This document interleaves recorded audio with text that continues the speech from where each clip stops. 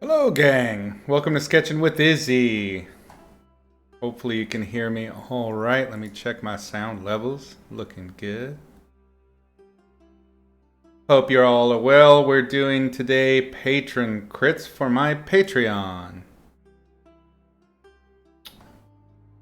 See. Hi, Dan, Rob, Christina, Irina. Glad you're all here.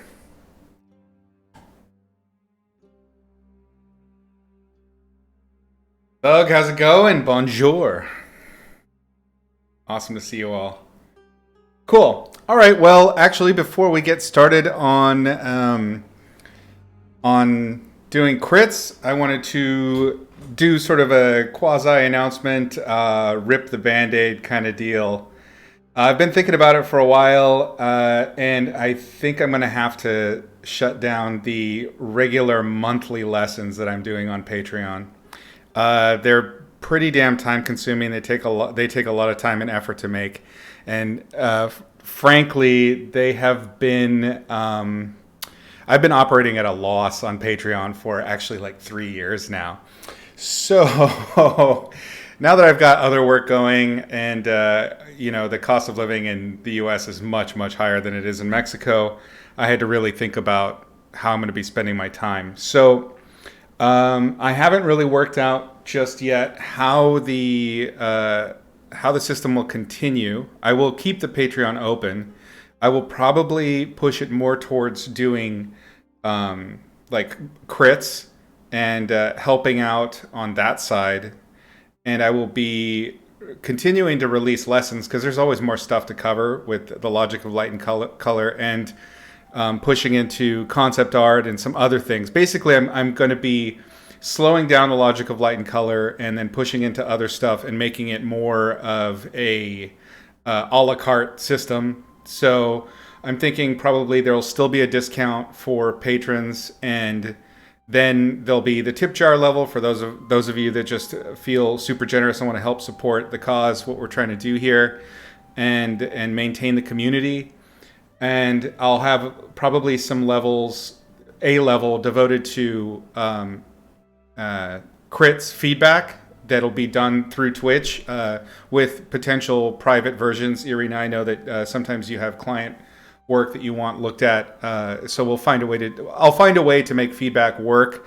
And then I'm going to be really looking closely at a mentorship level that'll be a little deeper. So that's kind of my plan right now. I don't have it all worked out. And I know absolutely that not everybody that is student tier or student plus tier on my Patreon is watching right now. So I will be assembling this announcement also on Discord and on the Patreon and kind of just refining it. I'm letting you guys know this stuff so that you can have some input on where this goes and the community goes in the future, because I'm not looking to end Patreon. I just need to reformat it so that it fits the life better, and so that I'm not spending a huge amount of time for something that's not really paying off right now. It is what it is. Life is life, all that good stuff. It was an awesome run for we did 66 episodes, 65 episodes, something like that. And like I said, I want to keep it going. It's just going to be at a less frequent rate. Last week was pretty rough doing that on top of the full-time job, on top of the freelance.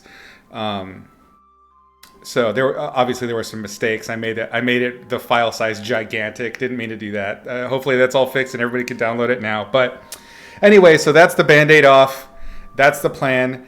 I absolutely welcome you to join me and help me refine what it is so that I'm still delivering something of value to you. That's the most important thing to me, is that you're learning and you feel growth when you're working with me. So whatever it takes to help continue that happen or to make it better, I want your input for sure. So message me on Discord. We can talk in here anytime. The office door is open, as they say, and we'll get it sussed out. I will have something for you. Awesome, Dimesh. We will have some ideas Thank you, Christina. I'm really. It's kind of tough because that was like, that was a big deep focus for me, and kind of having to cancel it or at least shut down that element of it is kind of an admission of failure on my part. So it didn't go as planned. It was really fun. It was a good run. I learned a ton doing it. But yeah, it wasn't taking care of itself on its own, unfortunately. Part of that's probably due to me and my lack of ability to self-advertise. I was really hoping that Twitch would kind of maybe bring us back from the brink, but I honestly, I probably should have done this like a couple of years ago. But there were some really awesome lessons in the meantime. Zero regrets, and on we go. And like I said, we will figure this out. We will figure this out together. Thanks, Irina. You're the best. Super sweet. Okay. All right. Well, enough bullshit and feels. I will get started here. Oh, thanks for the sub, Cypher. Thanks for the sub, Dimesh. I appreciate it. Avid, welcome. We are sitting down to do some crits. So let's go ahead and get started with that. Let's see. We're going to go to Photoshop. Let's jump. We are now looking at Dimesh's work. Hey, look at that. Okay. What I'm going to do, let's see. Actually, let's pull up. There we are. All right. I will read you guys the description. Usually with patrons, I ask that they kind of describe what they need to work on, or if there's something that they're feeling they're weak at. So, yep, this is Patreon Crit Day. It's done once a month for now. You may have missed it, but I'm going to be changing the format of Patreon a little bit, so we'll be a little bit more crit forward going into the future. Okay, so Dimesh says, oh, Dimesh, this is a work in progress, my friend. So the rule is it's got to be finished. Now, obviously, we're here, we're doing it. But please, please, please, in the future, submit totally finished work. The reason we do this is because when I give you feedback, I want it to be for stuff that will help you get better rather than for stuff that's going to be like, well, I didn't finish that yet, that's why that's not there. Does that make sense? It's ultimately to help you. The more finished work you get done, it's mileage, all of that, but then the feedback I give you is going to be more direct and will actually aid you. We'll still do it.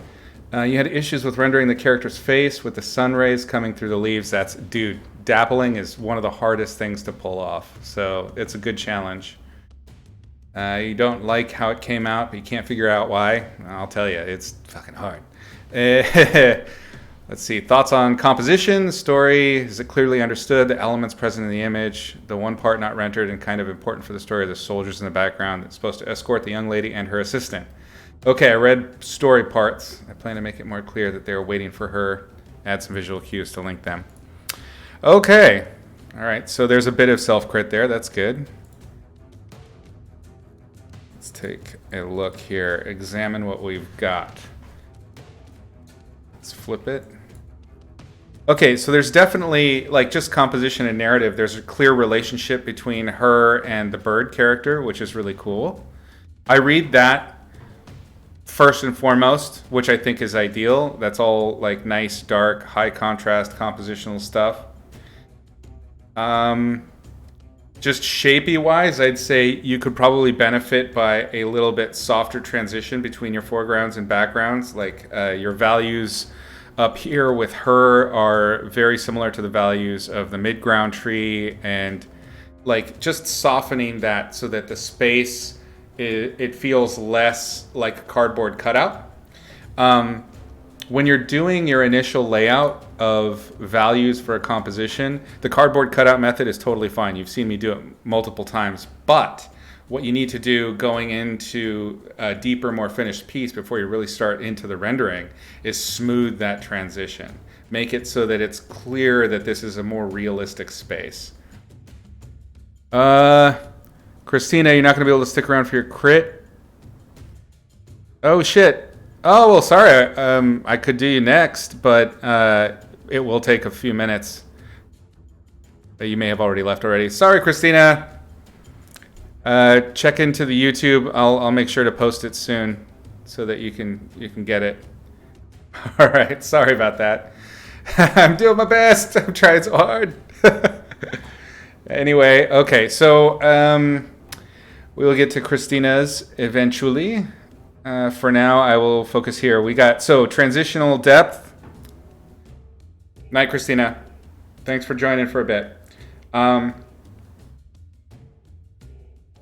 You have very rigid, sharp edges. This is also contributing to the cutout feel.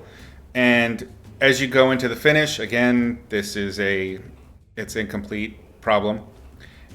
What you want to do is vary your edges. Edge variety is part of the game.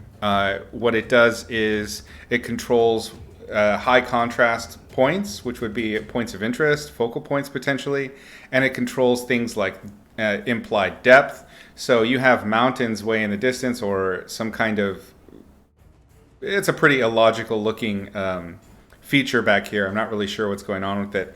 But the sharpness of that edge at distance and the sharpness of the edge of the rocks in front of it that are meant to be much, much closer are exactly the same.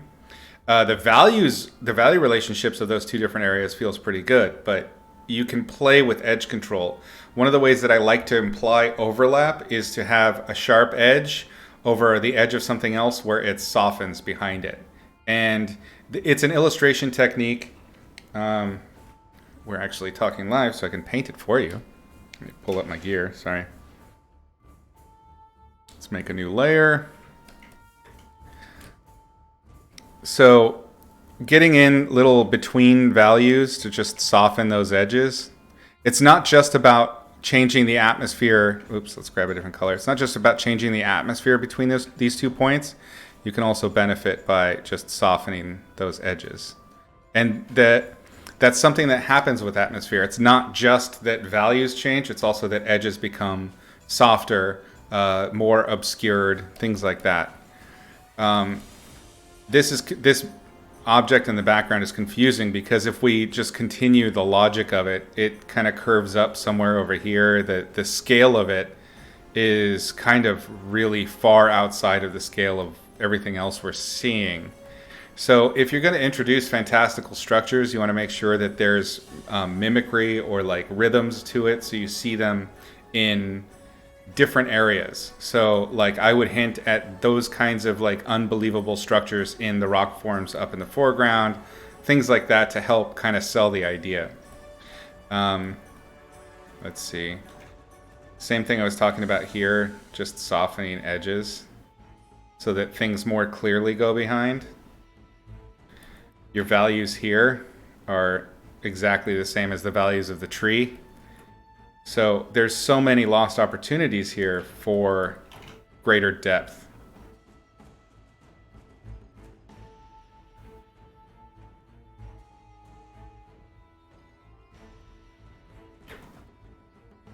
And remember that you don't need to make atmosphere universal over the entire height of something. You can have atmosphere that operates more like a dense fog or something like that. In fact, it almost always you're going to see that because gravity is part of how gravity contributes to the particulates that are in the air that are stopping the light. So light is technically visually affected by gravity. So you would have more dense particles at the bottom. You can even have transitions between these foreground elements and these background elements, but you have these really strong darks here. You can dig in and get some of these darks, get some accent values to help show that this character is in front. This part here in particular, how tight you have the values, again, this is probably an unfinished part, but how tight these values are doesn't match everything else. So you want to make sure that your value control makes sense in terms of the diminishment of the cardboard cutouts as they go back in the distance. And the more you soften those value transitions between them and maybe add a little bit of atmosphere to each individual thing and then overlap according to edges, you're going to create greater and greater and greater Z depth in your painting. Hopefully that makes sense. Thanks for the follow, visual artist. Welcome. All right. So let's get... I want to commend your value control here, because value control is the hardest part. So once you have that, you got to start pushing your contrasts so things begin to make more sense and read more legibly. And that relationship is dictated by a whole bunch of stuff, as we've talked about, atmosphere, things like that. You definitely want to... My resub notifications are working. I've had 2 so far. Oh, those were resubs. I thought they were just subs. Huh. Okay. Is it different? Does it look different? Yeah, this is Demage's work. Unfinished, but we've established that we're not doing that next time. So yeah, your value control, very, very tight. It's going to be about rounding out those forms. You have all of these places where you can punch your values just a bit more in order to create volume.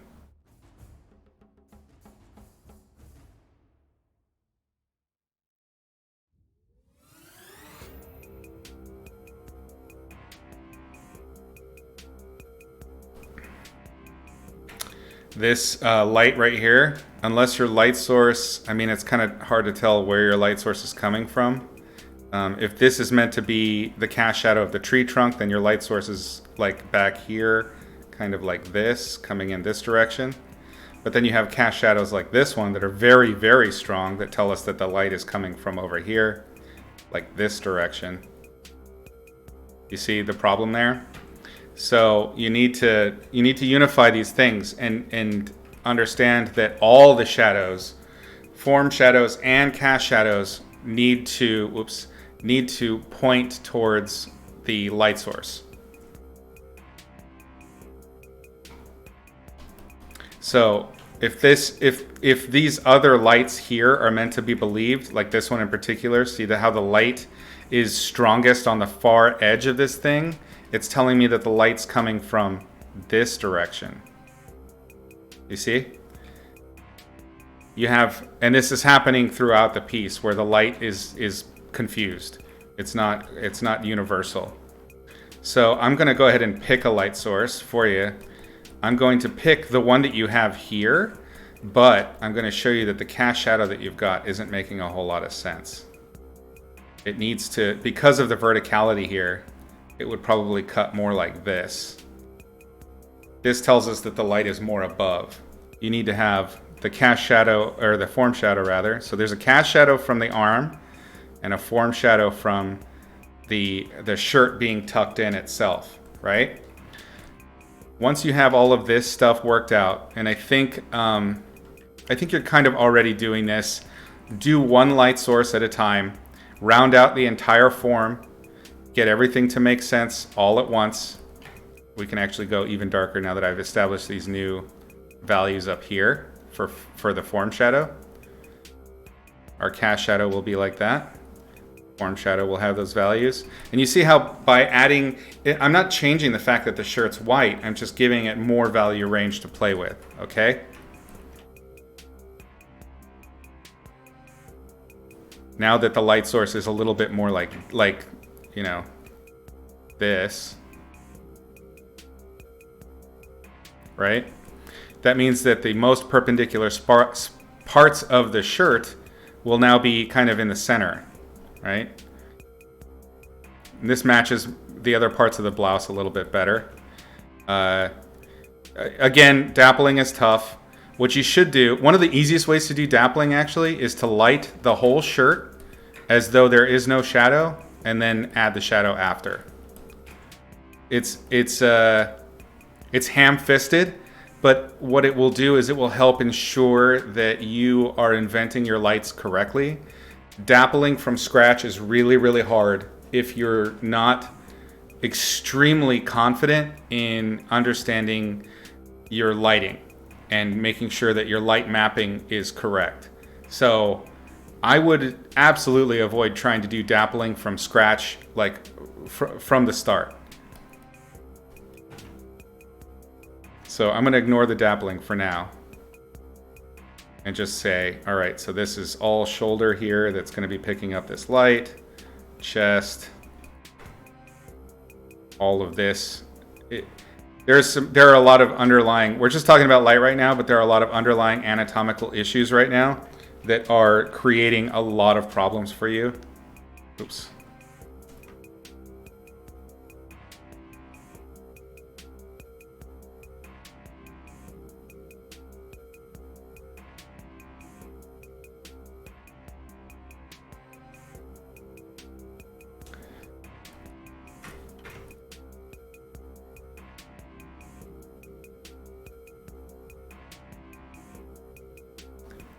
So simplify your forms, make sure your light's behaving and hitting the forms in the correct fashion, creating three-dimensionality. This can be lit, but it's not going to be as bright. These would be more parallel to the light source, so they're not going to be picking up light really strongly. They can definitely be brighter than the other parts that are in shadow, but they shouldn't be super bright. Okay, so does that make sense, what I'm talking about there?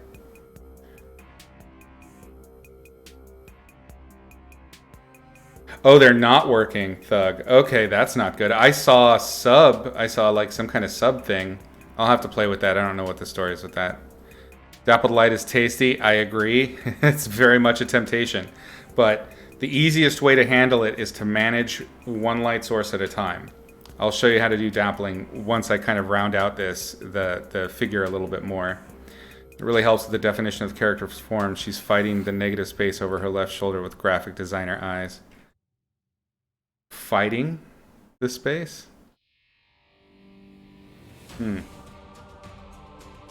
I don't think I follow.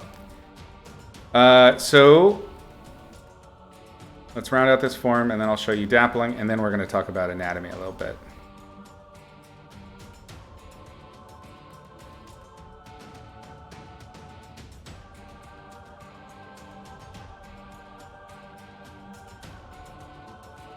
Okay, good enough for now.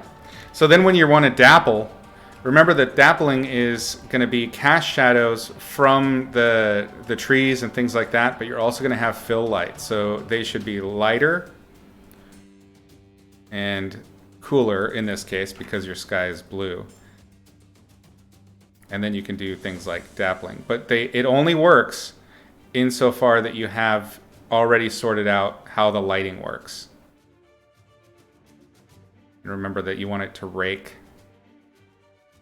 across the form when it gets long.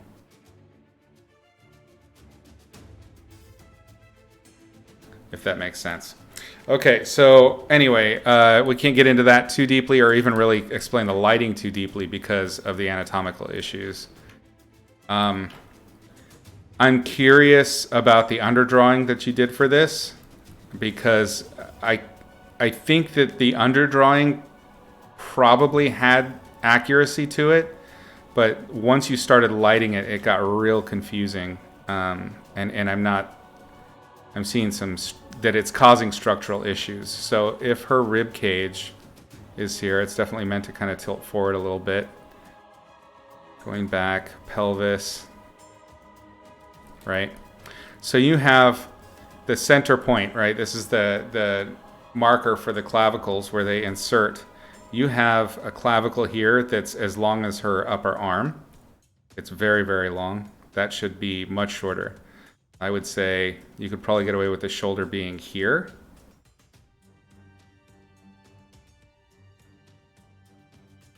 Which would change all of this back material.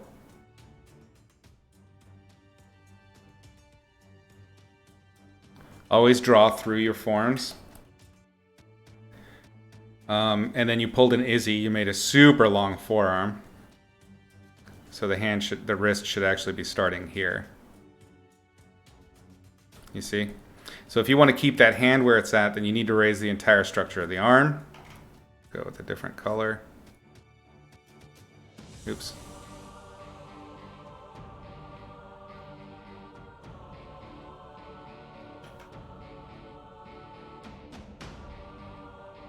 I would say something more along these lines probably would feel a little bit more naturalistic. Okay. Get that clavicle to the right length for the body type. Muscles going up. Actually, the back arm and hand feel really good. You've got the hat or saddle issue that I talk about, where clothing isn't resting over a form; it's cutting into the form. So you need to have the clothes actually kind of come out over everything a little bit. If you have, so this is an easy rule to remember. If you have a situation where, let's say you have one hip is up and one hip is down, right? So this one is up, this one here is up because they're standing straight, and this one is either turned out or turned in, whatever. Anytime you've got something that tends to be flaring up like this in one direction, you're going to have tension wrinkles that come across from that point of contact. And then the wrinkles that are compressing will cross it at a perpendicular angle. So this, I can't, first of all, I can't tell which hip is actually the hip that's taking the weight, but that's going to outline where these wrinkles should follow. So it's a combination of, I don't know what the contrapposto is, so I can't really define the wrinkles. And then if this is meant to be the one that's, this looks like this is the one that's taking the weight, so it needs to have the wrinkles coming off of it, and it looks a bit weird. It's just, it's not reading quite right. It's like you have reference for this leg, but not this leg. You meant you read the space of her shoulder before her? Oh, okay. You would do dappled light by painting everything in shadow, then painting the light on a separate layer with appropriate forms, then masking out the dappled shadows. That's effectively the same thing, painting the light first. Either way, just paint the entirety of the form with light so that you're certain that you are not fighting against the three-dimensionality of the form and making mistakes there. Did you use a 3D program? You had reference photos? Okay. Oh, made some.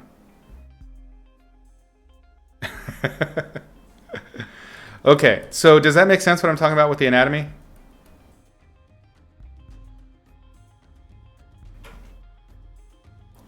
Let's say, I think, yeah, this is going to be our weight leg, and this one's coming forward, right? So wrinkle. You need to have a little bit of twist. I think you got the twist is pretty good, actually, for the shirt. That feels good. Yeah, these wrinkles need to come down this way.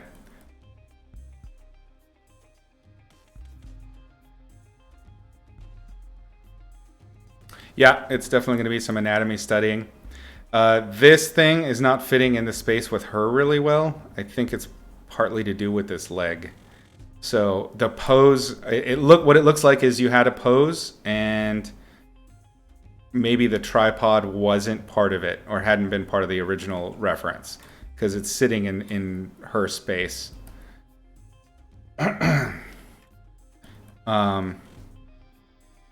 There's, let's see, I like the creature. It's pretty cool. This is really nice. The ground plane is also kind of, this dappling thing is tough.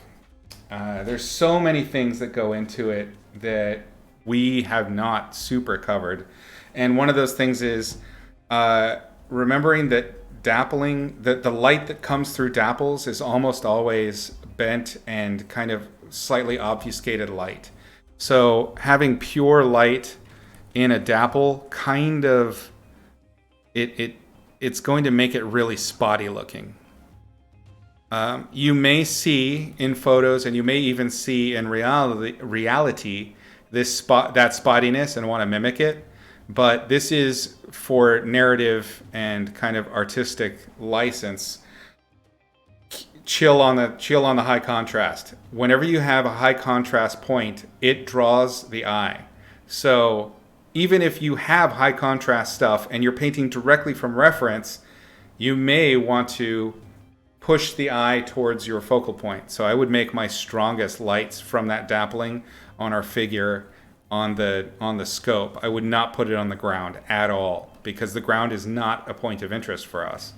The other thing you can do is, instead of going darker, I think I would go a little bit darker, but the other thing you can do is pump up the fill light a little bit. And this also will help knock back our contrast, because that's what you're really controlling. That's the primary concern here, is contrast. You see how your fill lights are so dark down here? This still feels like dappled shadow, but it's half of the darkness of value. Make sense?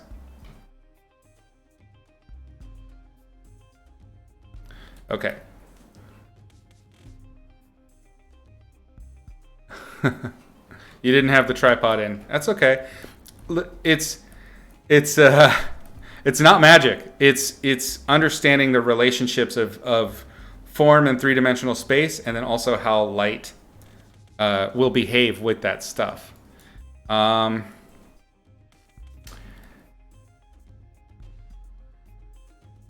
There is a narrative point here that's pretty confusing that has to do with the eye. I don't know if you've noticed this, but it looks like she's trying to look through the spyglass with her closed eye. So what I would do to mitigate the closed eye spyglass look is actually overlap this significantly. And if you're intending for her to be looking at something through a spyglass, I wouldn't have her eye looking down.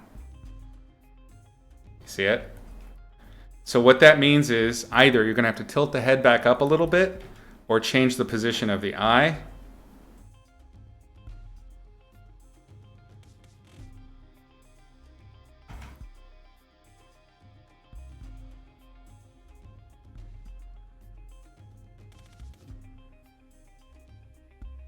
You see how it's looking up now? You want her looking through that spyglass. It needs to actually be looking along that ray or line. Okay. Any other specific questions? I think that's kind of the rough stuff without me getting into things that you hadn't finished. We got 4 pieces today, so I want to make sure I get to everybody in a timely fashion.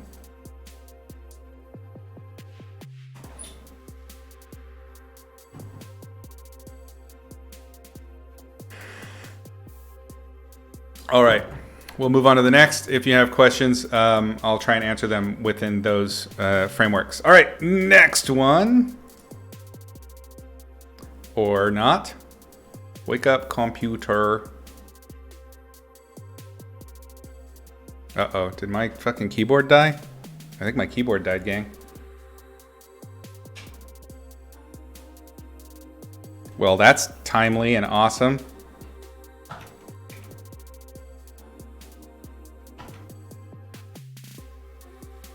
Yep, keyboard's dead. Okay, let me set up my other one, my backup. Yeah, nothing's working on this channel right now. Just a hot mess over here. All right, let's see if this one works. If not, I got to get batteries from the wall thing back there.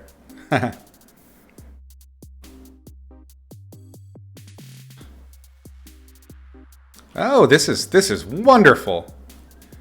Oh, I'm so happy right now, guys. I can tell you.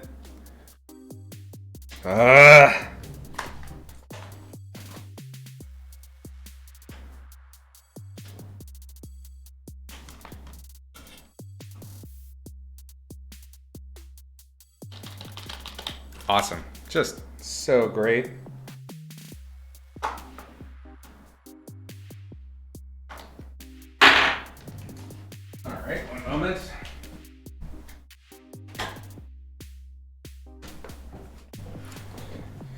Bear with me, crew. It's always surprises on Sketching with Izzy.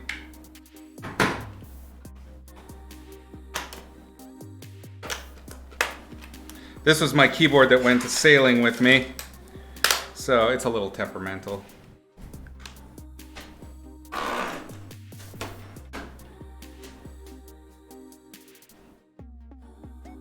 There we go. All right. It was just batteries, dead batteries for everything. Here we go. Oops. There we are. Okay, Jesus. It's all a hot mess over here. Let me get...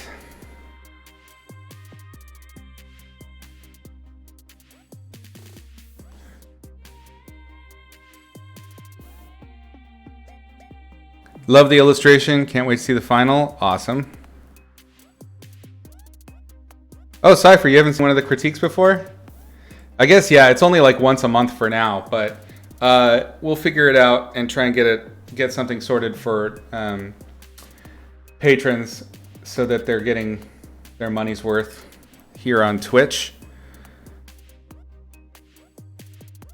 Hello, Gray Voices. Welcome. Sorry I missed you there. I feel bad. Okay, let's see. Getting to the next one. This is Christina's, who just left us to go to bed because it was very late. Okay, Christina says, here's a piece I did a couple months ago for a book cover spread. It's a reimagining of Arabian Nights. Excuse me, this all takes place in the Hanging Gardens, so I want to make the piece feel bright, warm, luscious, luxurious. Primary focal point is the body language, lighting, and storytelling. Woman is hiding storybook away from the Sultan, who's starting to fall for her, and the sheiks in the background are conspiring against them both. Nice, some drama. Love to hear how you'd personally improve on the piece, if it reads really well story-wise, or if the lighting can be improved. All right, very cool.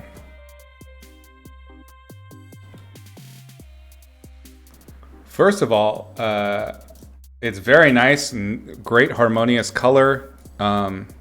Things are reading.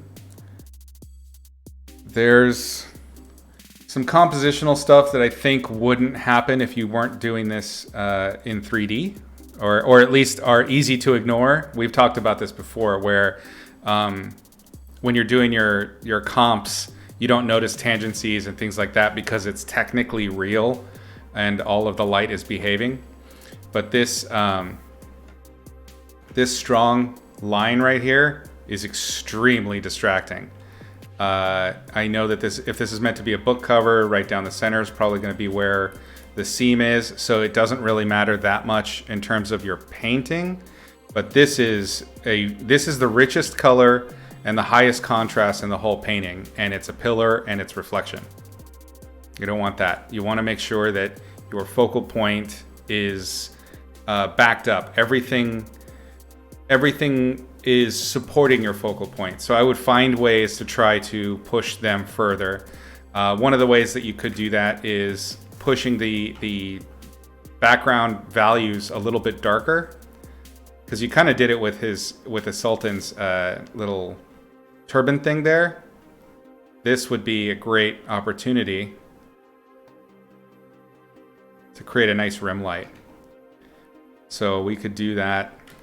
These are, and you know, as is true of all things that we do in here, there are so many ways to do the same thing. So this is just one way to do it. Kind of picking a color, making sure it's more bluish, and giving these rim lights. Let's go brighter still.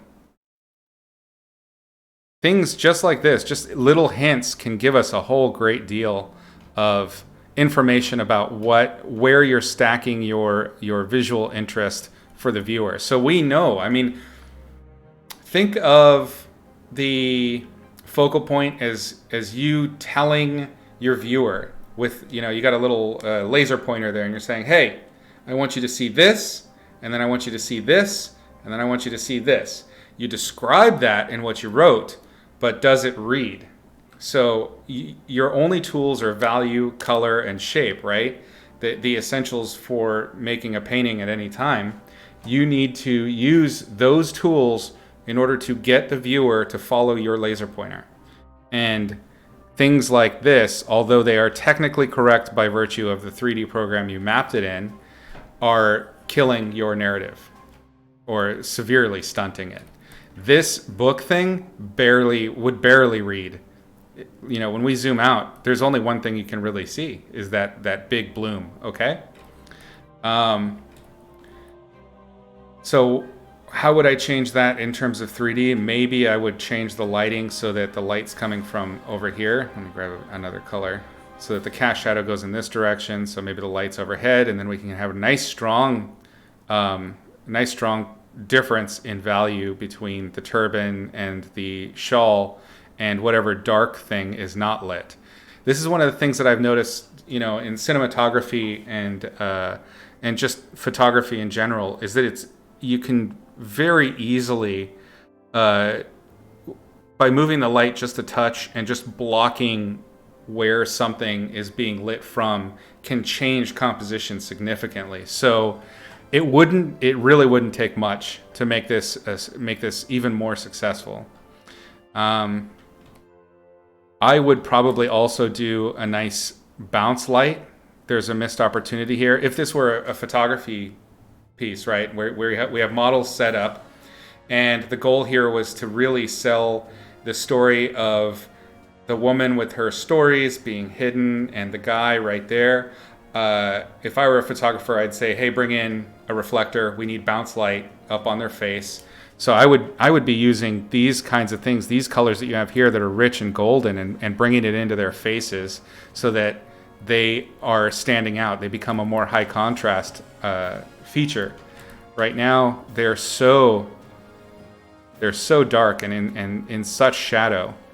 So if you had a light source, let's say that's over here on the right, I'm just pooping this in, but hopefully you see what I'm getting at, that fills this side, we're going to have some contrast. We're going to have a reason to look at this book because it has light on it now. Do you see what I'm saying? And we don't have a lot of blues. I think you did that on purpose because it's just her that's going to be blue. That's fine. That's a very good compositional device. Let's go brighter and less. So then the reflected light, obviously this should be more orangey, but I'm just doing it so that you see kind of what I'm getting at here. To create more volume to this foreground figure. And give yourself, this very much ties to this last month's lesson, give yourself more values to play with in that shadow area. And you need to do that. And when you're working in 3D, I really want you to think about it as a photography piece. And what would you do when you're looking at that shot? I saw that you had some 3D, but we'll leave it alone for now. But set up lights that are going to frame your figures in the best way possible. It's more than just obeying the logic of the scene. This is the narrative lighting. If you remember our narrative lighting class from way back, well, not way back, like several months ago, it's about putting lights in and reflecting lights in places so that the story you're intending to tell is what's being picked up by the viewer. So this would absolutely benefit from a reflected light on our two figures in the foreground. And what that's going to do is it's going to give us the contrasts. Like this pot up here and this plinth, they have amazing contrasts that really round out that form. These two figures in the foreground, if they had that too, that would make them pop. And then these guys in the back, they read as even further away. They read as maybe more conspiratorial. So there's always a good reason to do this stuff.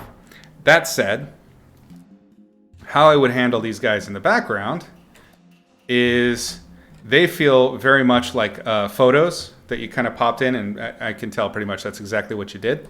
That's fine, but make sure that they are lit according to the lighting scenario, which means that they're going to have strong bounce light that comes up off the ground. You don't need to do much with these guys. You just need to do enough to adhere to the environment and and seat them into their position so that they don't feel like they're cardboard cutouts pasted in space. And honestly, I think you could probably, if you look at some of like the old Orientalism paintings, which are very much about kind of this era and this feel, there's a lot of reference that you can look at for how they treat the light and they bounce these lights around, and it's such subtle, small hints. Maybe some bounce under the chin. And what it does is by adding these little hints of light and color to that area, you're using your laser pointer again and saying, this is a point of interest. Please pay attention to this. Something is happening here. And that's how you want to control your narrative when you're painting your illustrated scene.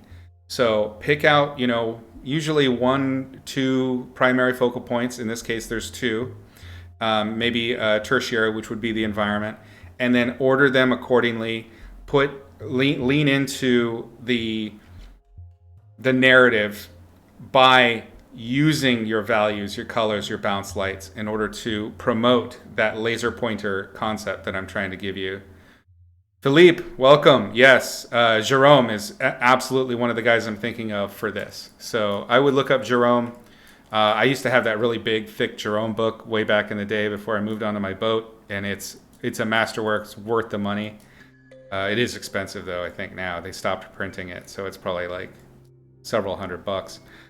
Anyway, hopefully that helps with that. Let me pull up your requests again. Where'd you go? Okay. So yeah, the primary issues are the narrative and the composition. So those are my first reads for narrative and composition that would really help you.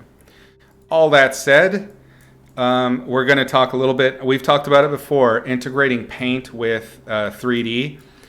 You're definitely getting better at this. I can see the better integration with photo bashing and things like that in order to maintain the detail. But still, there is some pretty significant difference in the noise that happens with these really distant objects versus, or even just the rendered objects and photo objects and the paint. So you're using this grain brush, which is nice. It's a pretty good instinct, I think, in order to break up the 3D a little bit, make it feel more painterly. But you're still fighting against really, really tight grain details that are not matching the paints themselves. So when something is painted, it's still feeling really, really separated. And then when you have photos, do you see what I'm talking about? Just that detail difference. The brush is helping, but it's not masking it completely. So if you're going to go for the high detailed, you really got to spend that time and really, really smooth everything out so that it doesn't feel so brushy. This is a common way to try and cover that up, which is doing a texture map on top, and it does work, but the texture map needs to follow more than just the rough perspective of that form. It has to follow the form, which means actually transforming it so that these wrinkles and folds will be applied. It's a tough game. How I deal with having to add textures like this is I'll do the transformation so that they fit first, and then I will go in and start to erase. If you'll remember, when we go back to the materials lessons, and those are way back, one of the things that we talked about was material surface detail. And when we're talking about material surface detail that's actually going to pick up light, the places that you're going to see it the most are as the light begins to turn away, the form begins to turn away from the light source. So I would save those deeper textures for the light side of the Terminator. So just taking it from here, grab a new layer. So this is our Terminator on the form shadow. This is the Terminator on our form shadow. I wouldn't bother bringing them into the light so much. I would let that kind of be. And it's a way to obfuscate what you've done. Just a touch. Now, it's tougher when it's a pattern. So this is an actual printed pattern that's on the surface. With the photo, I think you handled it pretty well. But if it's something where it's about depth rather than a color change or a surface change, you can use this method and it'll work out pretty well. I think this feels pretty good here. Like the light washed out that pattern quite a bit, and then here you see the pattern. So it's kind of a pick your battles kind of thing. Where are you going to put your time and effort? Okay.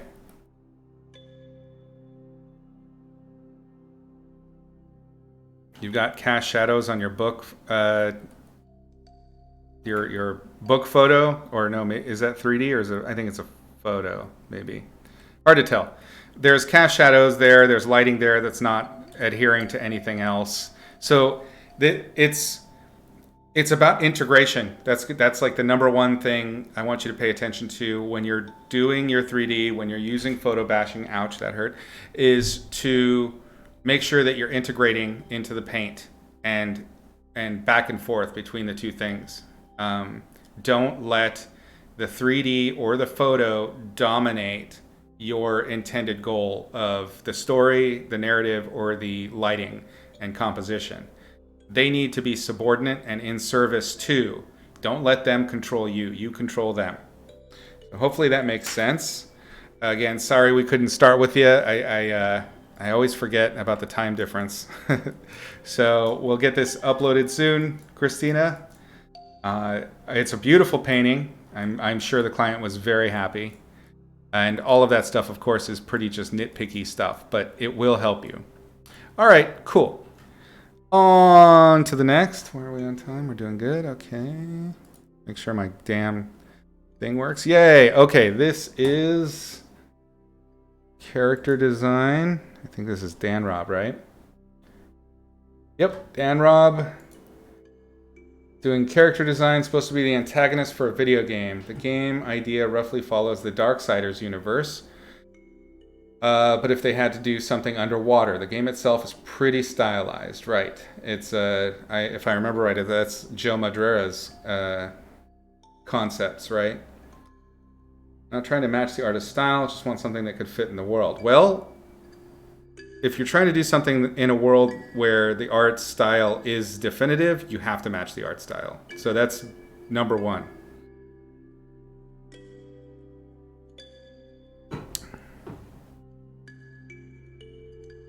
Doug, my students are professional. Yeah, they are. Almost all of them are working in art in some way, and I think that's great. Some it's been really fun to watch their careers develop while studying with me, which is so cool. I love it. Okay, so I know this is a normal thing you give feedback on, but I'm happy to hear anything you got to say about it. Trying to build a portfolio for concept art. Cool. Let's take a look here. So it sounds like the style and even the game are kind of not... They were just more of a launching point for you, but they're really not related to what you've got here. So I will keep that in mind talking about this.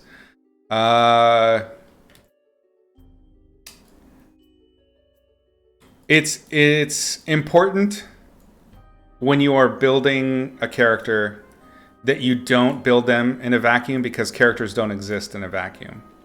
So I would say when you're starting a new concept for a character, it's going to be more than just trying to think about a style or a world and then putting them in there. You need to consider if instead of making this a roughly Darksiders universe, I would pick, if you wanted to do this for a portfolio piece, I would just say, I designed this for the Darksiders universe.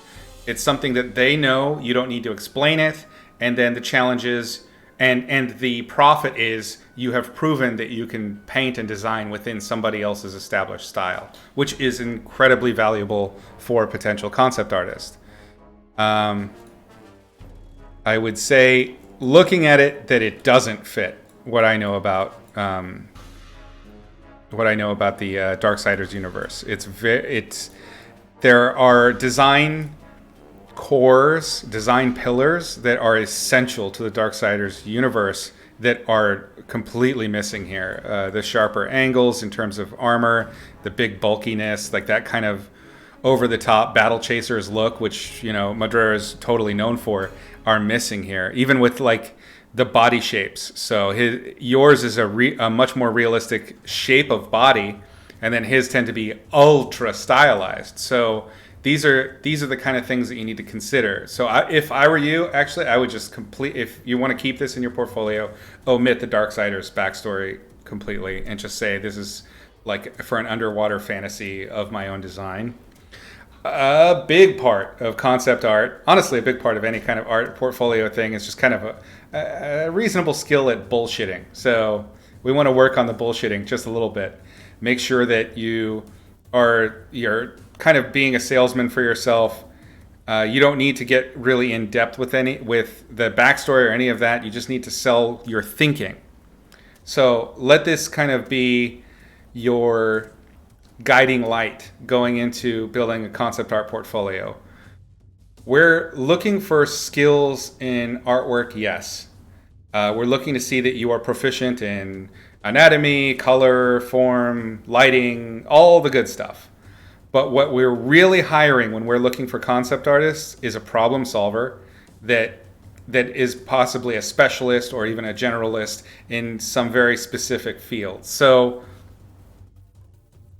it's more about selling yourself as a problem solver, as a designer, than it is about being a painter or a person that can draw characters, if that makes sense. So when we look at a concept art portfolio, generally we're more interested in seeing the progress and the thought process. It's like math homework, right? Show your work. That's what we want to see. We want to see why you came to these decisions, what led you there, what is this in answer to? So those are important things. What was the problem you're solving, and how did you get to this solution, right? Right here, it's got variance, it's got a turnaround. Those are good things to have. It's got the money shot. That's what I call like a finished painting or whatever of your character. But the lead up to this stuff is going to be the real meat. That's going to be what sells the idea that you're communicating to whoever's flipping through your portfolio. Thug says the illustrators you employ are generalists who can draw on multiple styles and do a bit of graphic design. Exactly. Generalists are always easier to employ. Specialists have a harder time finding work, but they'll always do the stuff they want to do. That is from a non-hiring point where Thug is coming from. That's a personal choice. How do you want to spend your time doing what it is you're working on? Are you more concerned with employment, or are you more concerned with the project? Are you concerned with your art? What are you after, and what do you deem a point of success for the work that you're doing? It's completely individual, and there's zero judgment on that. It is what it is. Cool. So you've got, now we're going to talk about the design itself.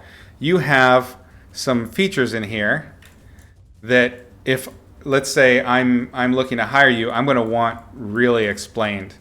Why is the face like this? Why a human face at all? Why breasts? What is it about this? Why is this? That is going to be the question. Why is this? It's cool looking. It's got that. I like the jellyfish mantle and things like that. But why? Why were these design decisions made? To what effect? The clothing. I mean, is the clothing? It looks like the clothing is actually part of her body. It is flesh. So if she's more of an alien creature or an alien fantasy type creature, why not more variance in anatomy or in structure? What can you do to make her more than like just a human female that's got mild augmentations? Where do these things come from? I don't see them in the model sheet at all. So basically this leaves me with a lot of questions. Bioluminescence, that's cool. What is it, a communication thing? Nothing in your designs should really exist in a vacuum. And again, this comes down to developing a really good bullshitting skill. So, all right, so I'm presenting this, and obviously you can't defend yourself right now. It's all in text, so you can't answer my questions, but you want to be able to do that.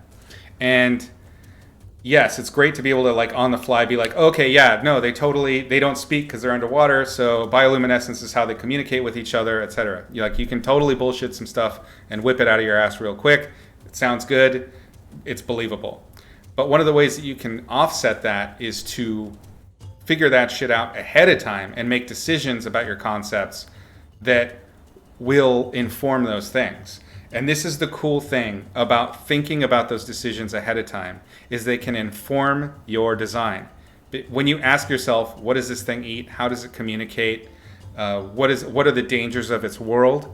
Those questions you have to answer, and in answering them, they will inform your design. Does that make sense? Yes, post-rationalization. That is exactly true. Yeah, it is something, because you're going to have to defend yourself. Sometimes you're just going to be like, this is fucking awesome. And then you put it on there and they're like, what the fuck is this? You got to be able to just whip something out real fast, right? And that is a skill. It's something you're going to have to work on. So is that something you should write out, or maybe do some sketching of her in a level where she is using some of those attributes to attack, move around? Yeah, I mean, these are all valuable things to use. Writing, I wouldn't put in. When you design a character or creature, it should be clear by their design what they do and how they exist. That's why I want you to ask these questions of yourself first. So let's say, let me see. Let me see if I can pull up a character design really quick. Oh shit, no, I can't show that on here. It's curse my booby paintings. Well, okay. So what you guys can do is you can look up the Empusa design that I did for God of War. It's EMPUSA. Look up Izzy and I think God of War. That should probably pull it up, or pull up some of the sketches. So if you're looking at that thing, I'll give you a chance to check it out. I want you to think about, just looking at it, what does it look like that character would move like? How does it look like that character would attack? That's the kind of thought process that needs to be communicated in your character concepts, creature concepts. There needs to be no heavy ambiguity on what this character's purpose is, on where they belong in this world. You need hints in the costuming, in the tools that they use. All of those things will communicate what the world is outside of it. If you design with a vacuum in mind, the character that comes out of that design will not look like it fits anywhere or serves any purpose, because you designed it in a vacuum to start with. So if you're able to mentally force yourself to build the world and then kind of pull from that to define the parameters of this character, you're going to have a character that feels grounded and rooted. Does that make sense? I don't know if you guys are looking at boobies right now or not. I mean, if you're on my channel, I certainly welcome you to look at boobies at the same time. I encourage it, frankly. Writing down detailed description, including traits and world about the character, would help with the design. Damage, yes, that is absolutely true, but do not put that in your piece. At best, if you're going to put text in your piece to describe a character or creature or something like that, you can put environment, like the name of the thing. Okay, Ungola, underwater environment, subarctic, something like that. Like just describe really, really roughly the world that they're existing in, and it will help give some context. But if you're going to do a detailed description, that's just for you, and you want to use it to define this thing. So always when you're working on concept art, regardless of what kind of concept it is, if it's a prop, creature, main character, environment, all of those things, you need to be asking yourself questions about what this place is and how does this solve the specific problem that I've been assigned. Coming up with a concept art portfolio when you don't have experience in the work is hard. I get it. The best thing you can do is just give yourself assignments, because those assignments force you to answer a question. You need to solve a problem, and a concept artist is a problem solver. That's your goal.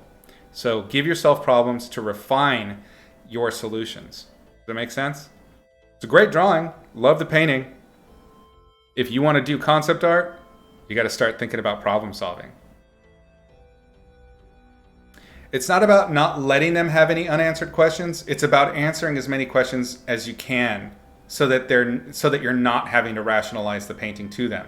Then they can start asking specific things like, "Oh, interesting. I see that your character doesn't have a mouth. She's clearly inspired by cephalopods. She has tentacles. Where is her mouth?" So questions arise that are specific, and then you can have a dialogue, and then you can sell yourself as like, "I'm a fun guy. These are the things I'm interested in. Let's have a discussion." When we're hiring, we want good problem solving. We want to be able to see that you can think on your feet, and we want to see that you are considerate of those problems. The way you deal with post-rationalization is either make notes as you make the decisions and refer to them before or during reviews. Confidence is huge. It totally is. It's a huge part of it.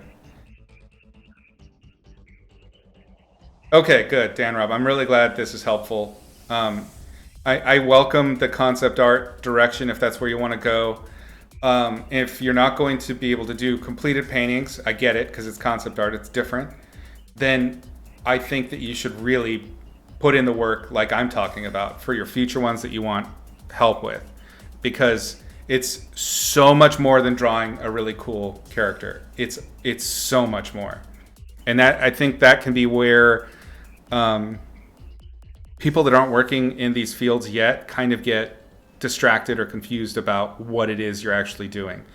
Rule number one, concept artist is not an artist. They are a problem solver designer. That's the most important thing that you do on the job. You suspect I could both post-rationalize this piece if pushed to? Oh, yeah. Yeah, we both could, for sure.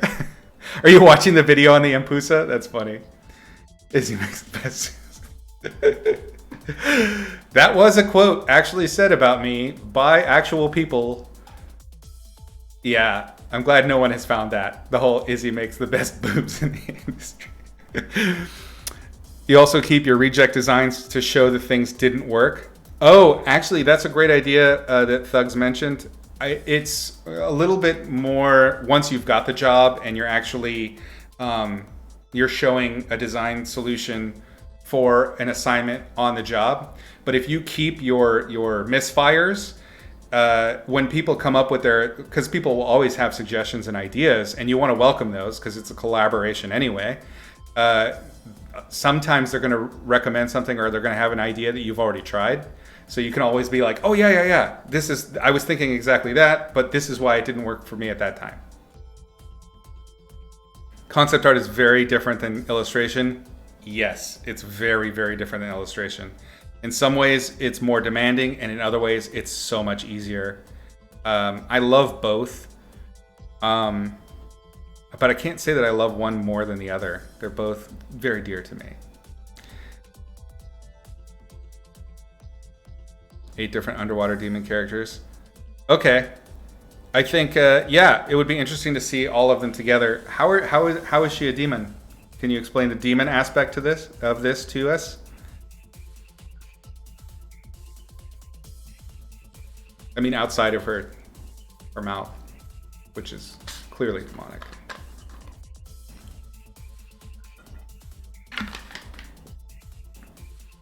Because nope. Oh, bud, you got to work on that. I need you to become an expert bullshitter. That is the job. All right. Because she's evil. If this was a review, you'd have those in the back pocket to show it was relevant to the review. Yeah, actually, that's a good idea. You'll find when you do concept art, especially on the job, that it's usually not going to be just one image you're showing, especially in the beginning. It's always going to be about variety and you providing different directions that your art director or whoever's your lead will help guide you through. It's got a very 50s pinup vibe. Yeah, I would do that too. That's a pretty good idea. All right, cool, nice. Let us do the next one. Okay, we got Irina painting elfish character. Here's my submission for this month. You are allowed to critique it, have it critiqued. Awesome. It's a painting of a D&D character. Agile wood elf with attitude. And a very specific description to the look, but you were free to pose and set yourself. Great. Really tried to keep depth in mind as well as edges and depth of focus. Irina! Yes. Yeah. This is really great. I can definitely see where you worked on things from the last painting that you turned in. And I think you've unlocked that edge thing we were talking about. This is a very successful piece. I love it. It's beautiful. Yeah, she's a bit of a show-off, huh? It's really good. Oh, I'm so proud of you. Great job. I love the web skein detailing back here. There's all these nice little indications. You're getting the indication thing down so well. Yeah, this is really good. It's always tough to nitpick. I would say these indicated pieces back here are brilliant. This is exactly what I was talking about. They feel out of focus but defined, which is really good. I like the textures. I like the texture brushes thrown in there. These definitely feel, they have the feeling that you're after. Like they are effective. Yes, they look like we have focal depth differences happening, and they read. I would say there is a slight feeling of them being blurred. I think they may have been blurred. There's two ways to blur. You can blur digitally, or you can blur an edge by doing what I was doing on the very first piece, on Demage's piece. You remember how I was painting in the edge of the rocks in the distance and just kind of softening them? That's another way to do this. So yes, you can have the big strokes that just define the leaves, but then you soften it. Instead of blurring, you soften it by just adding an in-between value. You really learned a lot from the previous critique. Great. Yes, the plants feel very natural. It's a good amount of busy. It doesn't feel over the top. The parts where her depth in terms of focus feels defined. You've got the whole area around her so that it feels more like a camera. That's really good. The spec is on point. The specularity, yeah.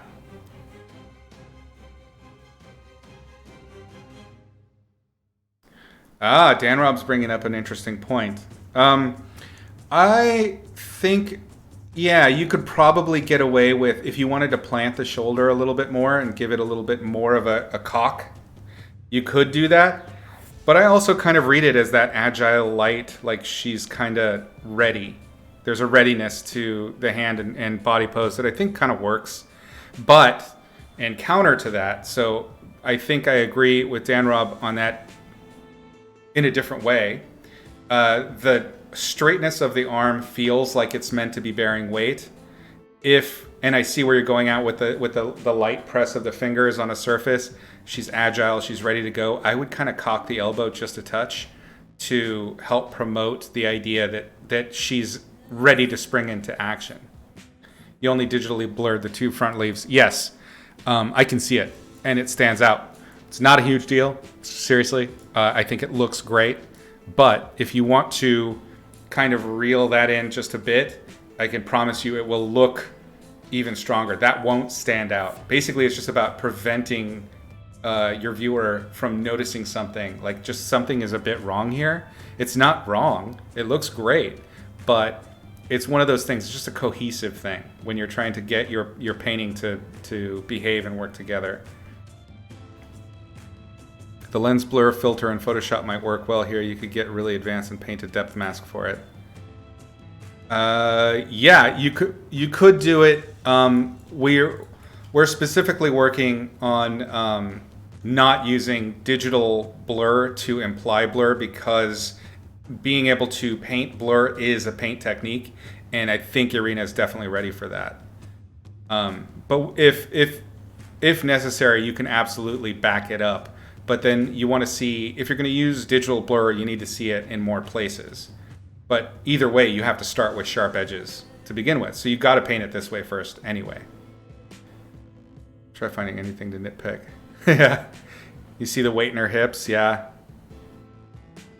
The two front leaves should be blurred by giving them soft edges by hand with a brush. It will benefit if they look like they are part of everything else. So, for example, this leaf right here, okay, you have some nice edges here. These are really good defined edges that tell us that this side of it is picking up light and it's clear. But back here, it gets really ambiguous and soft. That's not because you blurred it with a blur tool. You see? You can do that anywhere. So instead of making it about an actual blur edge with the blur tool, you can do the same effect just by picking values that are in between the two values that are depicted there, the value of the foreground and the value of the background.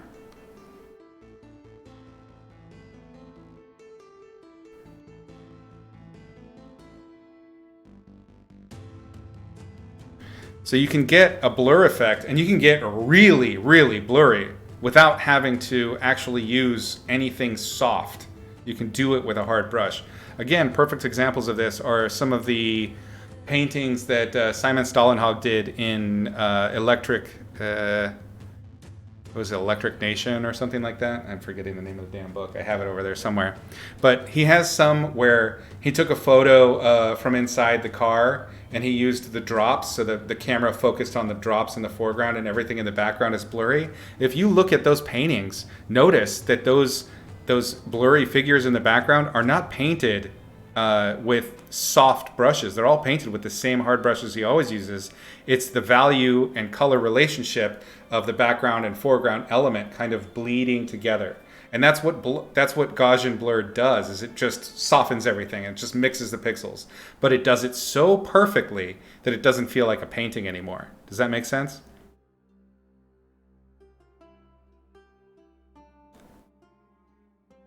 Front leaves should be blurred. Is there an anatomy problem with the arm holding the sword? I don't think there's a problem with the arm. I think there's a problem with the hand. The arm feels pretty good. It might be long. Let's check. So you've got your... Let me use a brush so we can actually see. So you've got your clavicles. I would say your elbows probably should be there. Yeah, I guess it's a little bit long in the upper arm. It could be... Whoops. Oh, nope. I fucked up. Okay, could be that this shoulder is tucked down more, but if that's the case, then we should see that in the bodice and the corset. Is it corset or a bodice? I never know. I don't know this stuff. I'm a dum-dum. But there should be maybe a little bit more tilt. I'd say you could probably get away with just a touch more tilt and contrapposto with the body. If you're going for... This goes for future potential D&D portraits you might do, or anything like that with the character. If you're going for agile, think of ways that you can kind of contort the body that and the limbs that tell us that they're a little bit uneased, that they're ready to spring. That's the kind of way to do the mime aspect of your character design. And I know we did have the video way back about narrative posing, right? So I told you about that school of thought where they train mimes and how to shape and move your body in a way that tells the story in and of itself. You've done a really good job of that for the most part. I think you could push it, just like make it a little bit more animation-y to give us that clear indication of what she's up to. So yeah, that said, I think the arm might be a little bit long. It would be an easy fix. I would just grab this mass here. And really just kind of see if I can just change the origin just a touch. And what that does is that will help a little bit with the hand. Because right now the hand feels a little bit uncomfortably torqued. Yes, your hand can do that, but if you try and do this, it's pretty uncomfortable to hold something that way. So I find one of the ways that you can get around posing a weapon, you need the weapon to have this specific angle, and I love how it's placed. It looks really good. So what I would do is instead of worrying about the palm fixing to that thing, I would let the fingers do it instead. So you could easily move this arm here, like more out, and then make it so that the fingers, instead of turning the wrist too much, keep the wrist a little bit more comfortable and straight, and then let the fingers kind of drape a little bit more. You see, so maybe the forefinger is on the blade. Does that make sense?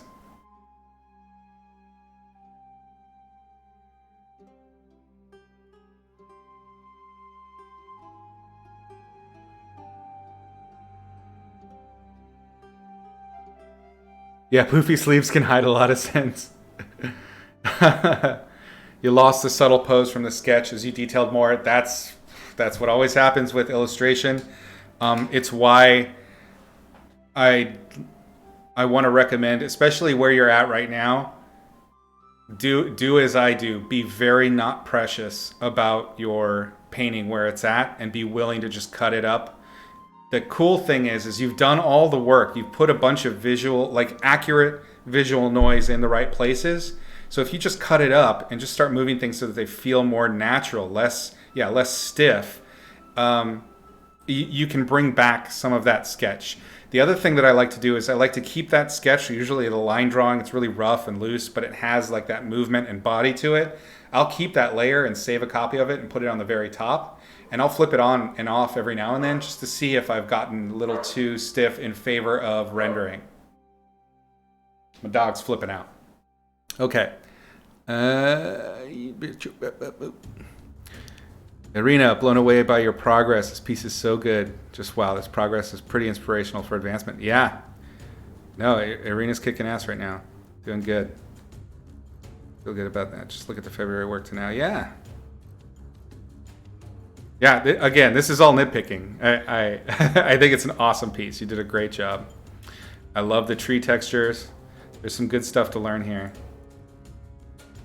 These brush strokes, that calligraphic aspect, it's very, I believe the parlance is juicy. It's a juicy painting. I love that lighting narrative you've done. I think maybe the hair is it's a little much, but I like it. It fits. It's meant to be like a cool character piece.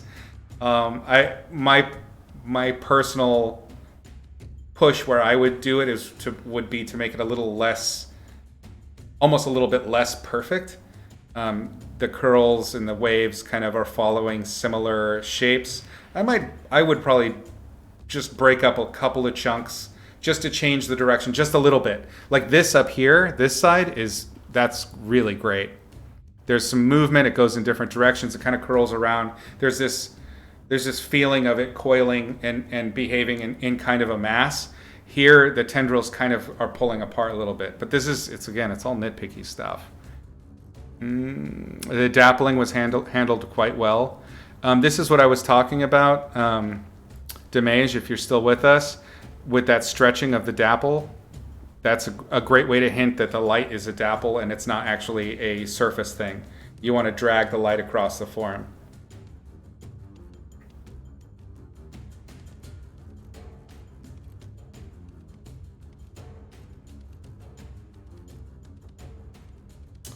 Weren't sure if it was the same artist. Oh, yeah. Yeah, I like this kind of hair too. I'm seeing a little bit of streaky blurring in there, probably from a smudge tool. Not a huge deal, but it's kind of the same thing. If you have all of these amazing confident structures that are via paint stroke and have calligraphy, lean into it and use, instead of blurring, use differing values in order to get the same effect, and it will give you an even more solid, chunky, realistic painting. I mean, this is feeling traditional. I think it accomplishes the traditional feel. So you could just punch it even further and really get people asking you if they can buy the original. You did a great job. It's really great. Every painting you do has lots of hair. Yeah. You feel Irina could handle a spin on the wheel of art direction? Probably. Yeah, we could spin the wheel for you, Irina. I don't know if you want to actually do that, but we could spin it and see what we could get on this. You're definitely ready for like a hard out art director to come at you.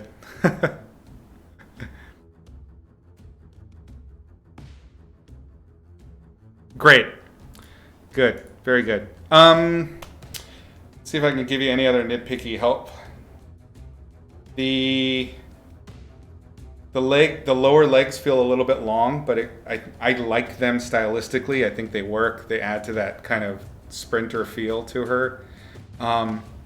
You are kind of falling into a bit of an Izzy trope here. Watch out for doing a shape again and again. That's what I do. Don't do that. Do what I do. Easy shape. Easy shape. Easy shape. I don't want you to pick up my bad habits, kids.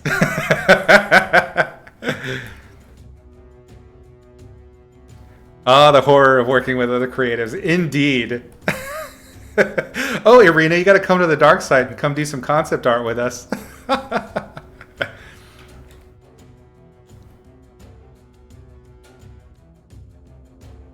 About the tree and log going away, does it look like it's got enough depth? Yeah, yep. Let's see. I think you could push it further. If it's right now, there's a bit of confusion on whether or not it's actually part of this one. I would, again, nitpicking, I would try and push it one way or the other. Either bring it deeper over here so that it's clearly kind of connected, and you have like little kind of cool divot or some surface like that. Or I would take it out off the edge and go like this, like completely out. I think texture-wise and value-wise, it reads the depth. You could definitely, if you want to change the angle a little bit more, push the ellipses so that they're more circular going back. And so this ellipse here is flat on. So if that ellipse is on a tube going back like this, it actually needs to be like this. Do you see? And as it goes back further, it'll get flatter and flatter. Right? It looks like it's kind of tilting back up towards us. So if you have something that's doing that, I think the easiest thing with this would probably be to just change this ellipse so that it's a little less vertical looking. Change the short axis on it. And then you have these textures going like this, right? But there's this moment where it kind of looks like it's almost tilting. It's coming back towards us a little bit so that the ellipses are maybe a little bit flat. When you come back to that tilt, if this is meant to tilt again, I wouldn't tilt it at the same angle that this is, because it kind of gives it this feeling like it's doing this, which is unnatural for a tree. If it's meant to tilt the whole way the same way, I would go in and just add little brush stroke hints that kind of imply that it's doing that the whole distance. Make sense?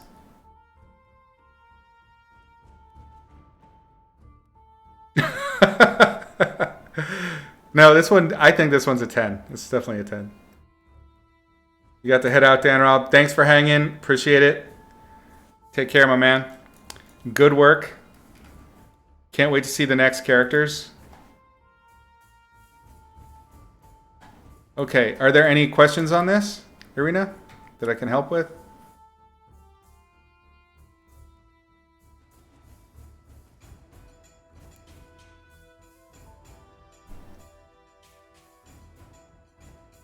Yeah, I really like all these nice lost details.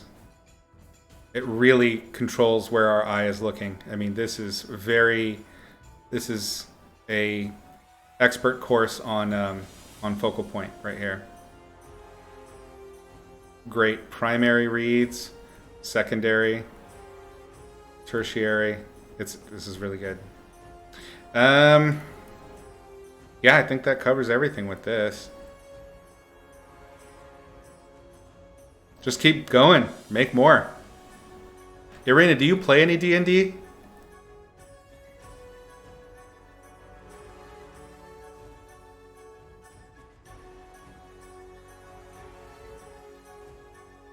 You like the bottom part? What about the bottom? You got suggestions to cut it off?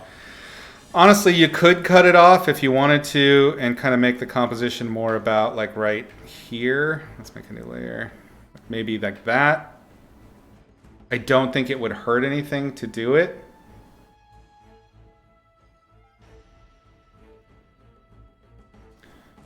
You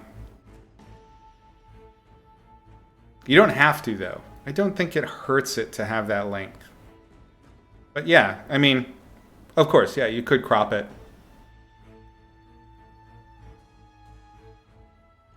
The only nitpicking comment is you bring the bottom crop up a touch. Yeah. So usually when I'm looking at Irina's stuff, I'm thinking that it's a book cover and that we need to think about space for text. Like this is very good. If you are going to do a title somewhere, like she elf. This is a great way to deal with something that's going to have text over it.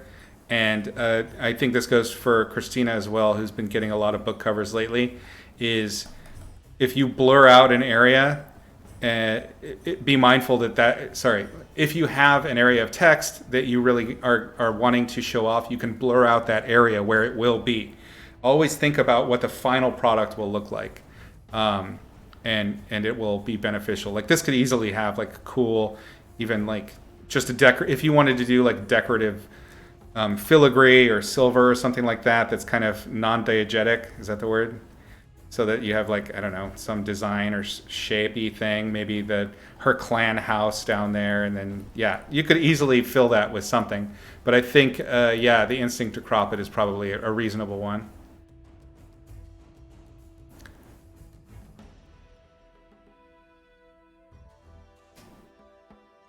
You know what?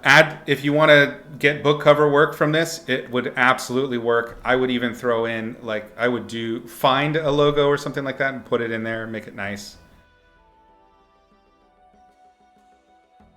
Just generally went back and looked at the images. Yeah, lots of growth. Bleed is good for sure, but out of context, it can be distracting. 100%. I agree with Doug on that one. Find a mock-up PSD of a book and add it to that. Yeah, actually, that's a great idea. Put it on like a 3-dimensional book cover thing. Yeah, this is very much book cover worthy. Great job. All right.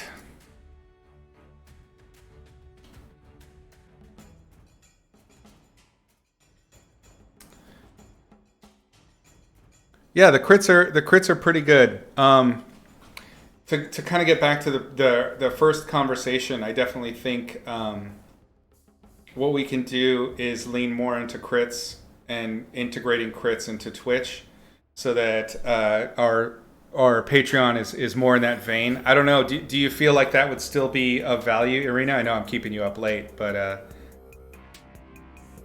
I'm curious what your guys' thoughts are.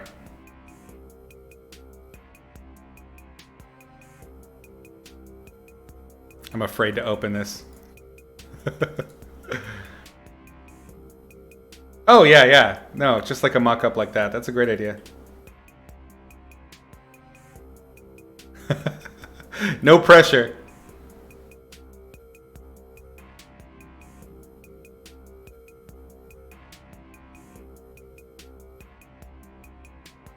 That's all right. concept art's not for everybody, and illustration's not for everybody. It's all different, different ways to approach it. Okay, yeah, we can talk about mentorship. I have no idea what the price point would be for a mentorship. I'm open to suggestions 100%. I'll be looking around and seeing what other people offer in regard to that. And I would definitely want, if it's cool with possible mentees, I would be interested in making sure that it was integrated with the Twitch stream somehow. Critiques are amazing. Okay. I mean, let's say, okay, if we're doing just straight critiques, do you think that those are sufficient for the same pricing that is on there right now? I imagine a mentorship program would just be more frequent critiques and probably a specific kind of like outlining a direction. And again, I'm imagining that it would be part of this, like it would be a community thing, because that's the thing that I want to keep from Patreon and from the Discord and everything that we've all built together over the last several years or months or however long you've been with me, is to keep the community going, because that's been the most satisfying part for me. And it's been awesome seeing you guys grow.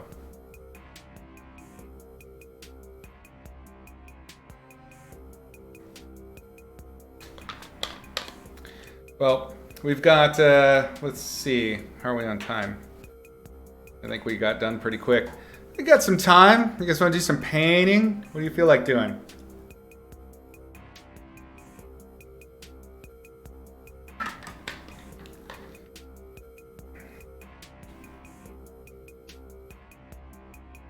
You get stuck at various early stages of building a scene with references in 3D. One of the ways around getting stuck on your 3D and reference and maybe letting it control things too much is to get, if you must have reference to start, gather your reference and do sketches of composition. Do compositional studies first. Get the feeling, get the staging, get the composition, lighting, and things like that worked out in your head by just hammering against sketches and thumbnailing. So thumbnail, thumbnail, thumbnail until you find something that feels good. Then use your references in your 3D to assemble things that match what you intend. Come at it with intent rather than letting it direct you.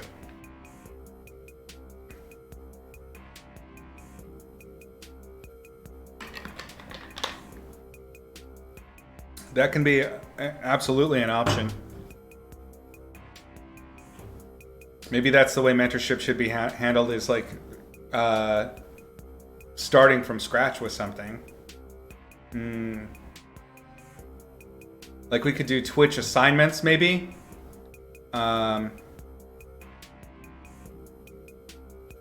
don't know. It'll be interesting.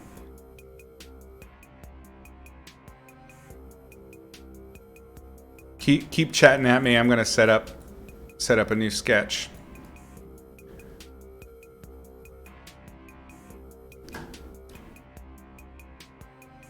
I mean, what's the temperature on that? Would you guys be interested in that sort of thing? Like a more assignment-based interaction?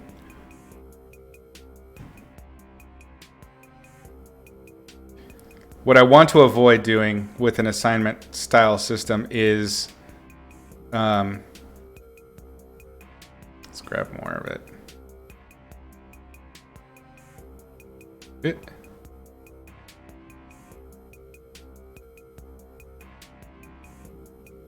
What I want to avoid would be like having to show how it's done. Instead, it actually just giving you like a challenge and working from there. Thanks for the follow, Equilart. Could I give you an example of an assignment? I mean, we could make them up together. Really, they tend to be and should be kind of arbitrary, because it's more about flexing and practicing your skill set rather than satisfying anything specific. So maybe assignments could be They could be more tailor made, maybe character designs, maybe specific kinds of illustrations, challenging lighting, specific kinds of practice. But we would make them up on the spot. Basically, the thing that I need to do with Patreon and the student tiers is lessen the amount of prep work. That's always been the thing that's difficult for me with teaching is all the time that goes into prep work. So if we could make it more interactive time and discussion time, that would make it work for me so that I could do it during these hours that we're working together on Twitch. Of course, hours complicates things pretty significantly. So I don't know if you can always do 3 hours or 2 hours or whatever, depending on your time zones.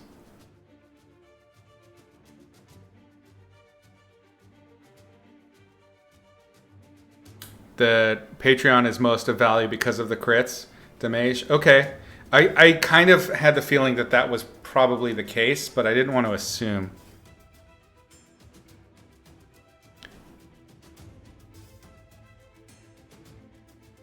Two hours on Thursdays. Okay. So then the next question would be like, if that's shared time, would you still feel like you got value out of it?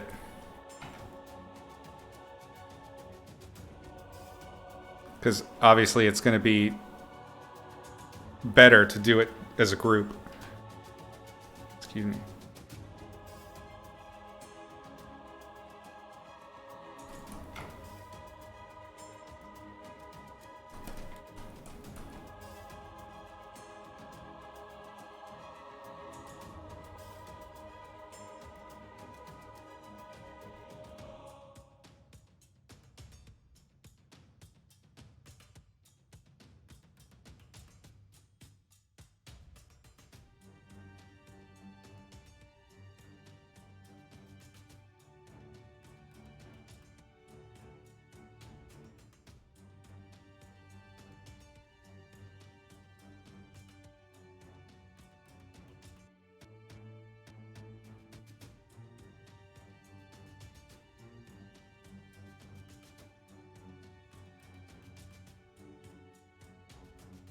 Do what during the session? Yeah, share progress. Do the start of it, share it, and then get critiques at different stages. Help. Basically, it'll be very self-directed.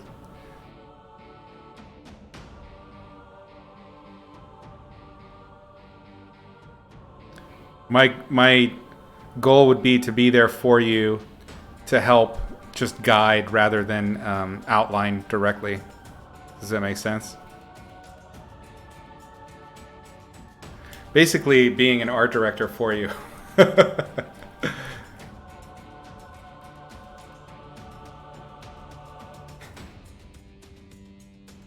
No, you wouldn't have to draw live, but you would be putting up your progress, and then we could talk about it. Whoa! Whoa, whoa, whoa! Cool it down here, gang. You think you've had a real issue with being deliberate with intent, finishing pieces, utilizing the features of the tools, losing steam, waiting to post finished pieces, self-critique.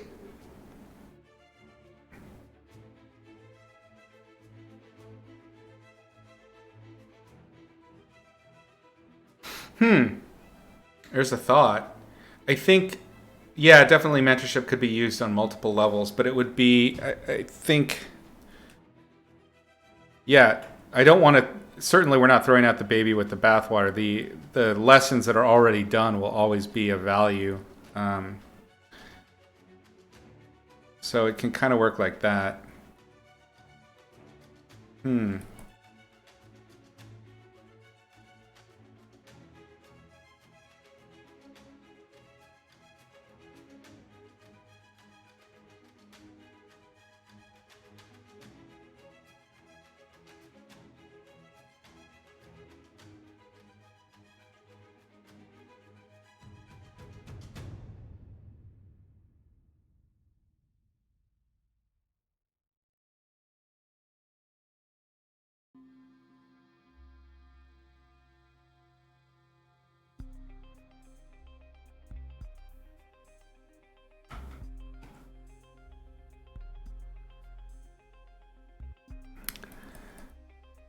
Well, I mean, we're definitely going to be building it together. We're all going into unknown territory. But like I said, the most important thing for me is maintaining the community. So even if Patreon doesn't continue, I'd like the community to continue somehow. I'll still be doing the Twitch, so there's at least that. Um, Maybe just Patreon's not part of it anymore. I don't know.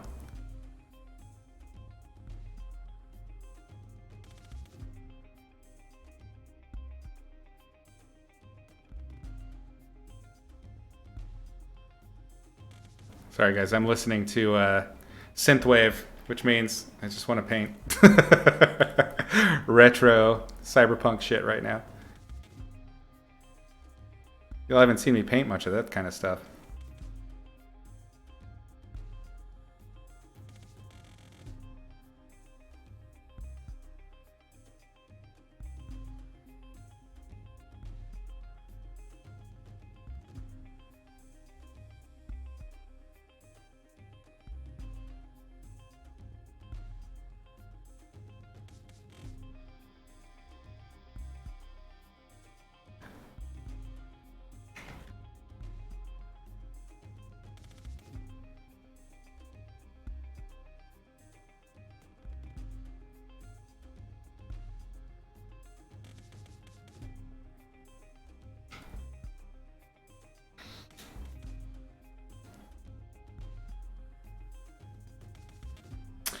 Yeah, I think the way, because Patreon does the discount, I'll just keep that going. At least that part. So the tip jar is not going anywhere. Because what I'm doing with the tip jar now anyway is everything that I paint basically gets sent to people that are supporting at the tip jar level. So they'll get all those JPEGs at high res.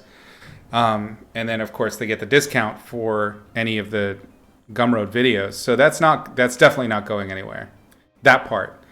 Right now, what I'm trying to really figure out and try to suss out with you guys is where to take the lessons, because the lessons are the thing that I can't really justify doing right now, or at least doing them at the rate that I'm doing them at. I like doing them and I think that they're valuable. It's just doing a monthly is not working for me right now for the rate.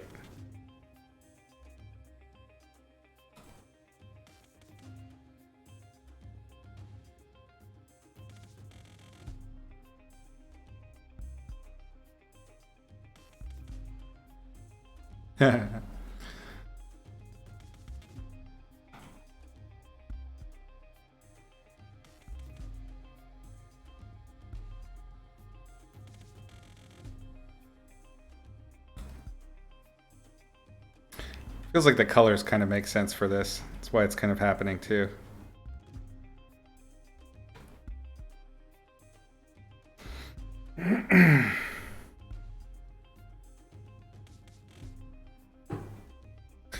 Cybercova. Oh man, I'm terrified at the thought of a neurotic, obsessive compulsive cyberhound.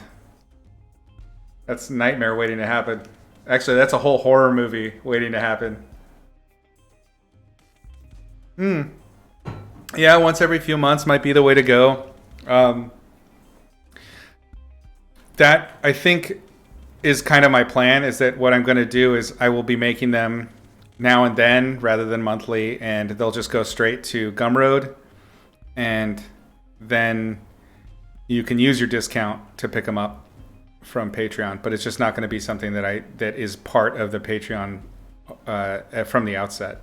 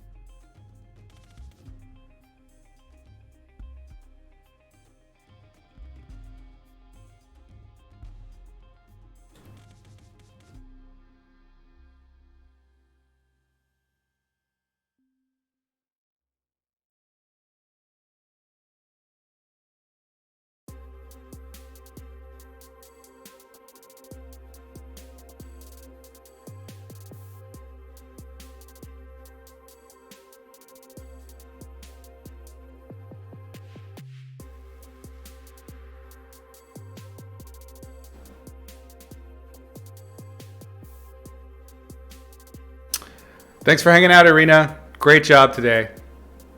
Really good. Have a good weekend. We'll see you next week.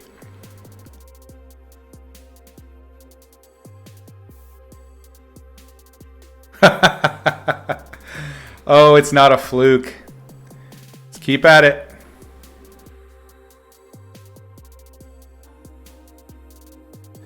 I think the important thing is, because I've been there. I've had those fluke ones where it was just like it was very successful at the time, is to not conflate the success that you had with it with anything that's specific to the painting. That's a very tempting thing that I've seen happen a lot, and I've done it myself. So then, make sure that it's not just painting an elf or just painting a character sitting in the woods. Keep pushing yourself, and I think you'll keep finding successes. It was a great painting. Vatra, welcome. Big Liggins, how you doing? Welcome. Glad to see you all here.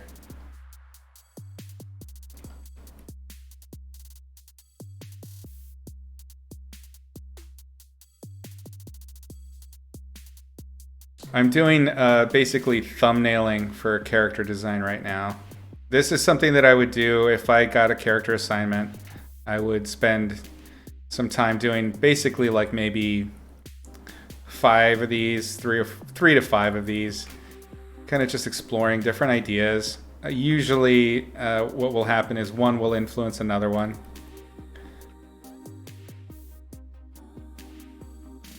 I like using chonky brushes that force value variation. This one is actually probably not ideal for what I'm doing right here, because it's letting me be a little bit more dependent on the value control of the pressure sensitivity.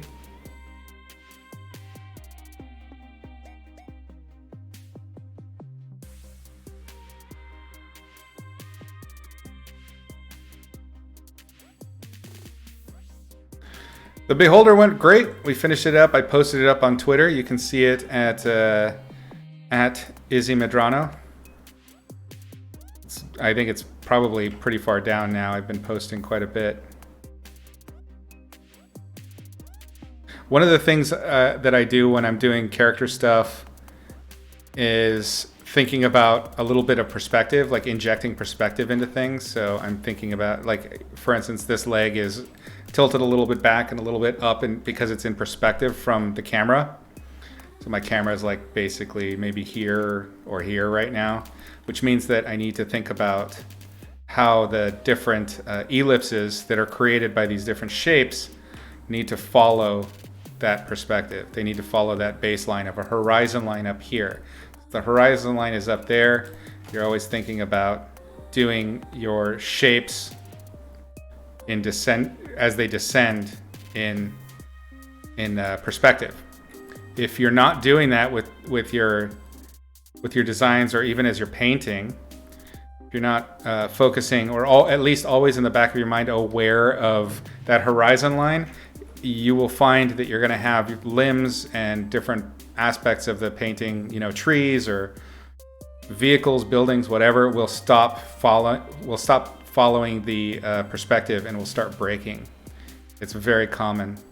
I do it all the time myself, so don't feel bad.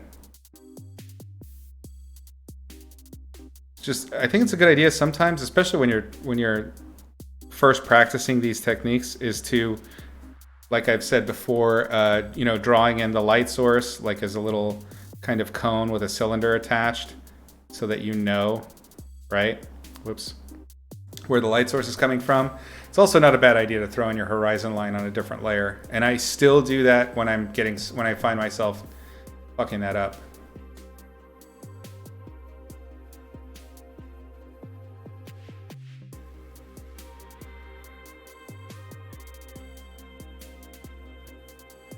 I don't want to get too detailed in here because it's still just, cool, sketchy times. So let's see if that inspired anything.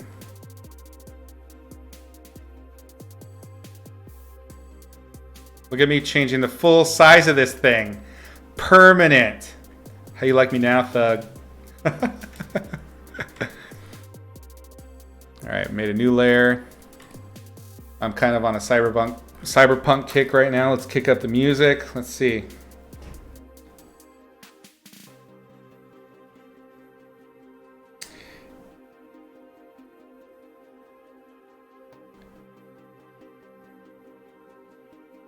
Eagle-Eyed Tiger. That's a great band name. Let's go for it. This dude looked like Ninja you saw jumping buildings when you were a kid. Oh yeah, I did that too. Little where I grew up, there were always, you know, I'm out here, I'm in Oregon again, but this is kind of the area I grew up. I'm more in the city right now, but I grew up pretty rural, and I used to do that, but there weren't buildings, so it was like running from fence post to fence post, and like all the ditches had water, so I'd imagine it like skiing, the ninja running alongside. It's good shit. I think all kids do that. It's awesome. You know me, thug. I'm breaking all them rules. Okay, let's see. Maybe I want to do kind of a... See, this is what Arena's missing out on. Character design is the... Just doing concept art, you get kind of crazy idea generation stuff. It's really fun. I like that part. Let's see, maybe this guy's our...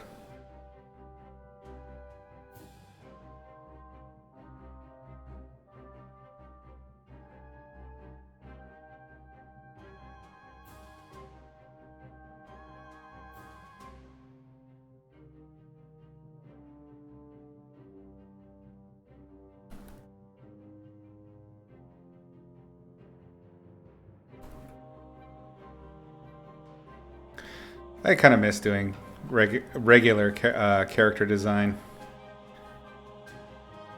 I love painting figures. You know what I hate? Backgrounds.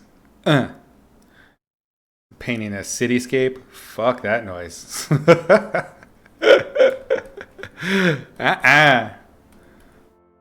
Parkour Ninja is worldwide. It's totally true.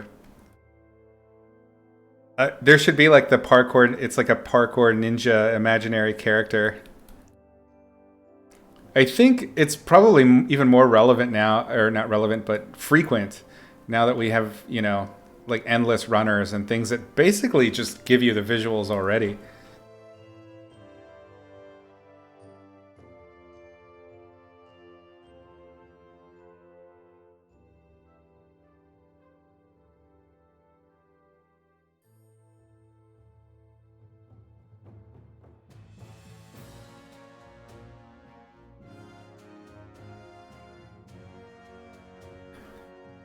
I don't know why, but I see this guy in like those raver pants.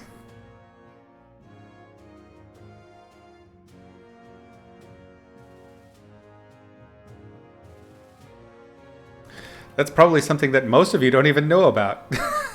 Raver pants. Oh, I'm so glad that era is gone.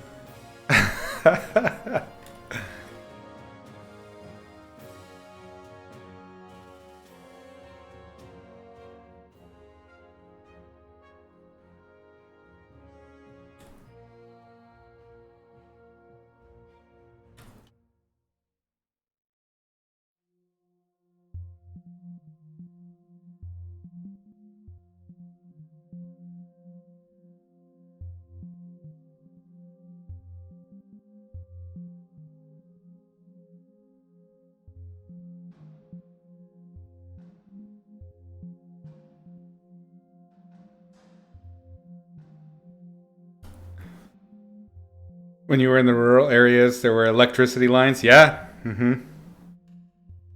Totally. You got to draw that. I want to see the parkour ninja. Post that next time.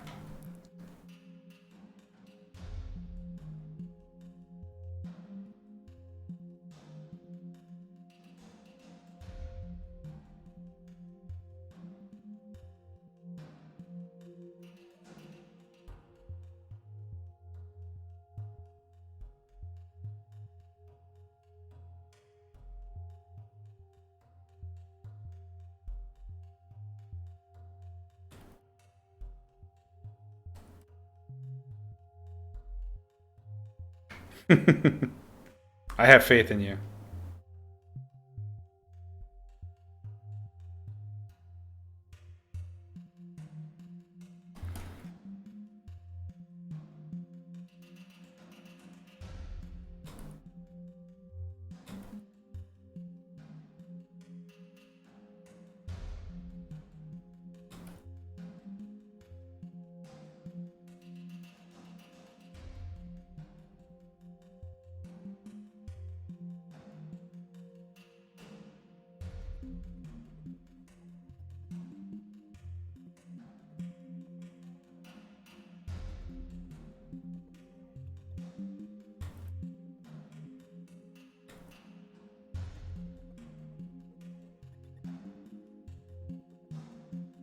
A giant marble or something rolling down the highway. Oh man. I always like the idea of having the force, right? And when you're stuck in traffic, just the cars in front of you being like, "Bleh, bleh, bleh," and the cars flying. Wah, wah. That'd be awesome. I mean, lots of people would die, but it would be awesome.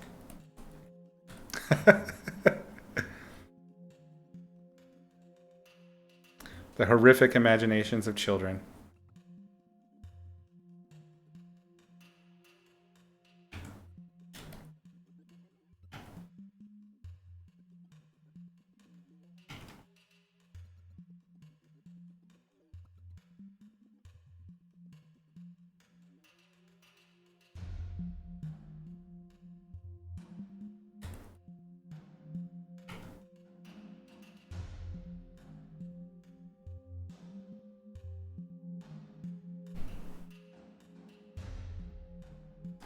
Yeah, I don't know where I'm going with this, but it's kind of cool. Shapes.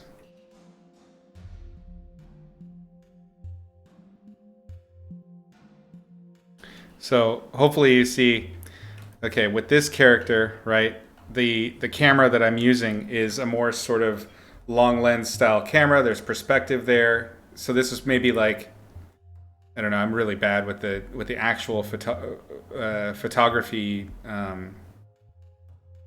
vernacular, but this is like, you know, your 65 or something like that, or a 60.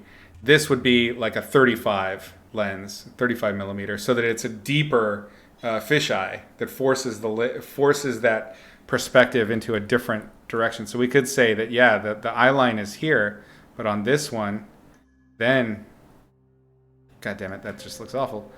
Might as well get into the shape. So this one would be much steeper, almost a full circle down that far low. So in this one, it would almost break the cone of vision. We could take it pretty damn far. So we could take this leg, for instance, and really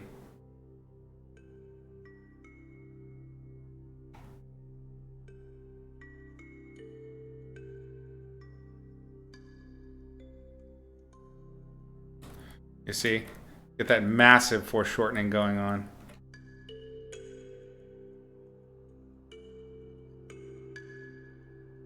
It's cool. I don't know what the fuck it is. It's cool.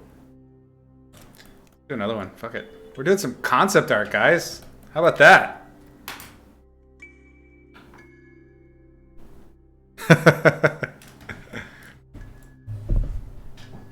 It reminds you of Iron Giant. Really? That's awesome. I loved Iron Giant. That's a great movie. One of the best. Freehand ellipses are the bane of my existence. Believe me, I feel you. I used to be quite good at them, but I also drew them thousands of times a day. That was back when I was doing the dynamic sketching. I was doing dynamic sketching. That was back before Pete started the class. We both learned from the same teacher, and we both had to do exercises and perfect our ellipses. These are god awful. I used to be able to do them pretty well, but I also drew them hundreds and hundreds and hundreds of times a day. I even have like some of my old sketchbooks. When I'd be on the phone chatting or something like that, I would do it. Let me see. This one probably has some, because it's something I still do on occasion. Yeah. See if there's any of decent size.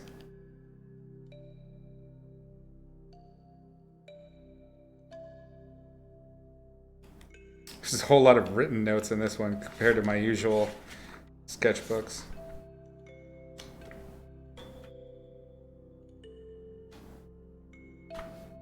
Well, here's a little one. I lost it. Come back here, you. Oh, okay, yeah. So I would just make these weird machines. I don't know if you can kind of see that here. So I would just make using like ellipses and things like that, and I would draw straight lines and shit like that. And it would just be little kind of studies. And I would do it mindlessly because you need to, it's muscle memory. There's so much just muscle memory that goes into it. So it's just these like little stacks of lines and circles here and there.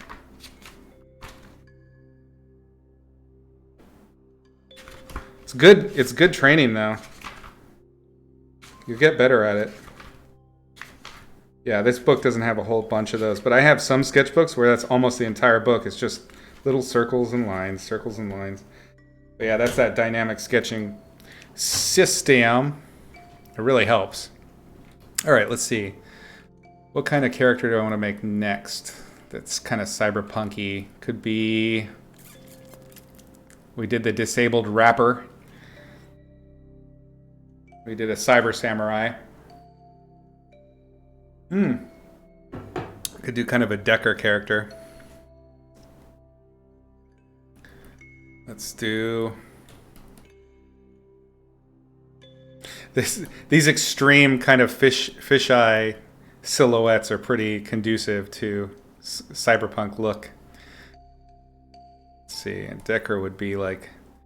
I always liked the Decker concept that came in Snow Crash, which was less about kind of being a guitar player with a computer keyboard, and it was more about being literally a guy that just walks around with his fucking computer, like multiple computers on him. I love the gargoyle. Well, it's cyberpunk. Everybody's a murderous, messy villain. Even the protagonists. Gotta have that. Like them goggles. Let's see. Oversized backpack with power supply.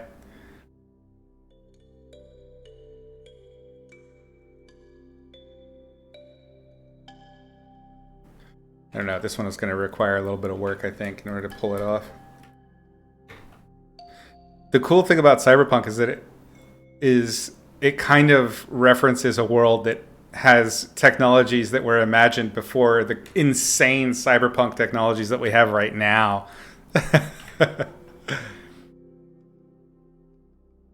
Like this shit. That's insane. I don't think it gets enough credit, you know? All right. Let's see. No. You know what I've been looking at lately? I'm kind of trying to talk myself into buying a one wheel. But one of the alternatives to the one wheel is this very strange device called an electric unicycle. I don't know if you guys have ever seen anybody riding around them, but they're just kooky dukes. They're so funny. They look like robot people. Might as well lean into it with our Decker.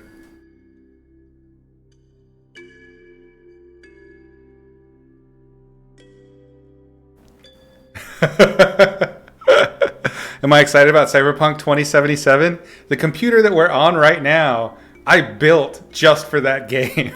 I am so excited for it. That was one of my favorite games when I was a kid. I used to play the shit out of Cyberpunk. I love Cyberpunk. I grew up on it. I played a hell of a lot of Shadowrun, Cyberpunk, GURPS Cyberpunk. I love it. So the whole genre just is great. And I loved the books. I've read everything, just about.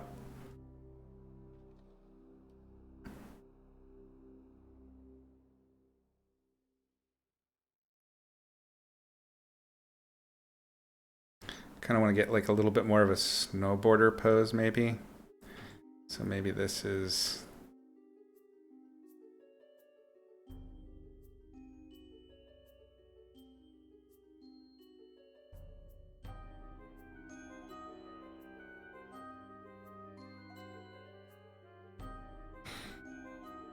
I don't know, it's a little bit less animation-y than the other ones. So I'm going to push this to the side as kind of like the root of the idea, but now we need to kind of match the style I've established.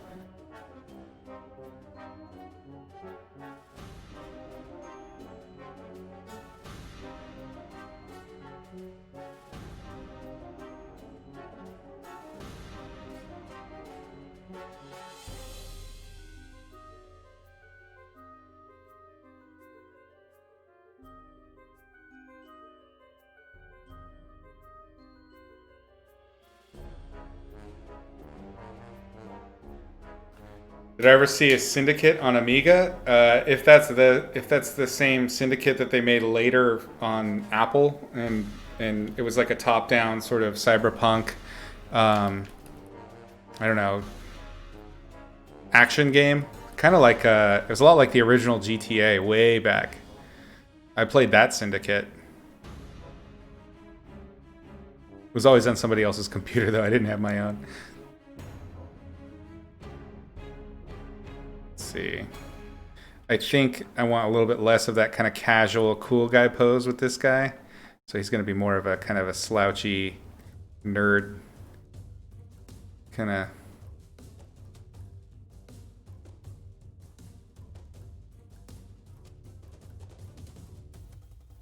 We want to have the decks kind of assembled around him, just like basically a rolling set of monitors. Computer on the back. I like the so these electric unicycles, the whole motor, like everything about them is kind of this weird box with a wheel in. They're so weird looking.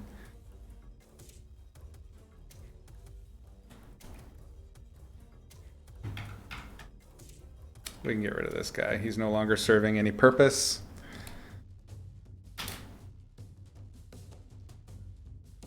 Isometric, yeah. No, I played it. And you had like crowd control abilities and weird shit that you could do. That was totally a cyberpunk game. I loved it. I barely got to play. I only got to watch people play mostly. But it was really cool.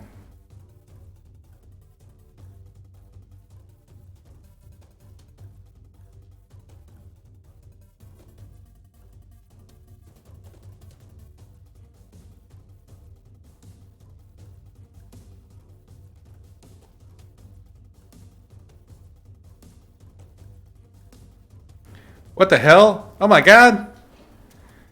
Cypher! You are most generous. Oh my god. Thanks. Everybody be sure to thank Cypher. That is so kind.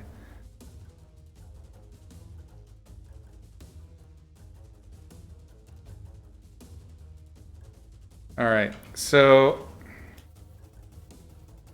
let's flip. You can see my screen eventually.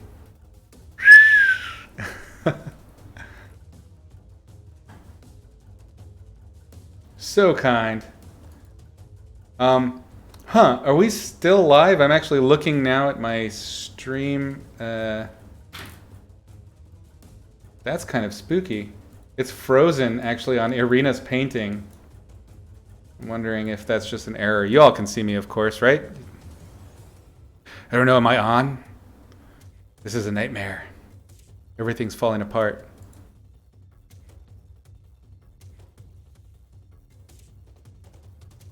Make sure we save. Super generous, Cypher. Thank you. I am live. Okay, I'm going to refresh this, and I hope this doesn't fuck shit up.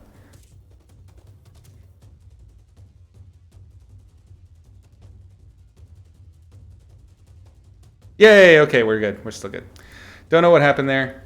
Ignore me. My my stream manager just fucking freaked the hell out.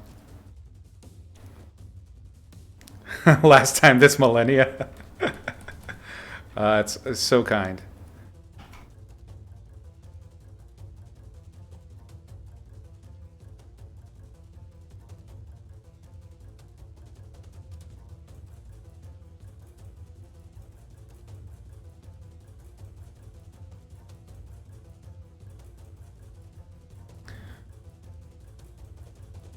Like the idea of like a power glove,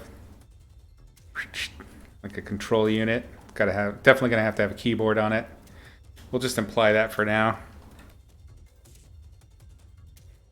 You can see me. Oh no! What have I done? Oops. I don't know what this is yet, so let's get rid of it for now and just remember that maybe I want a rhythm over there.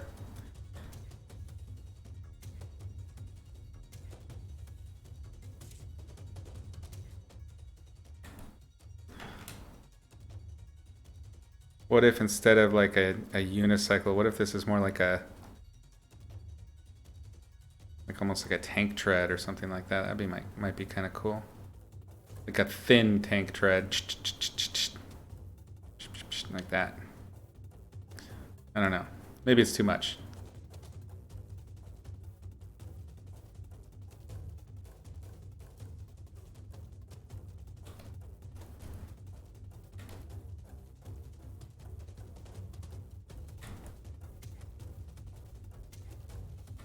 You still can see me. God damn it, stop looking at me.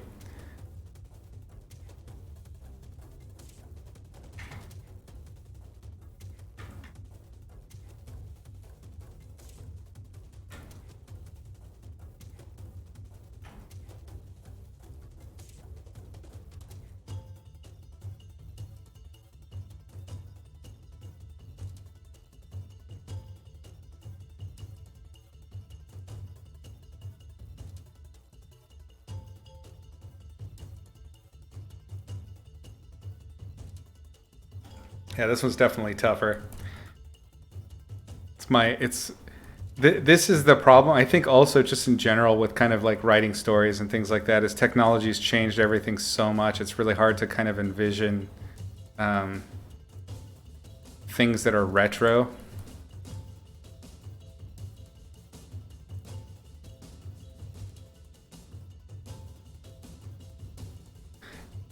Thug, did you ever see Turbo Kid? Jason the Wheeled Warriors, nice. It's definitely got the Wheelers thing. I've been looking at a lot of Return to Oz lately.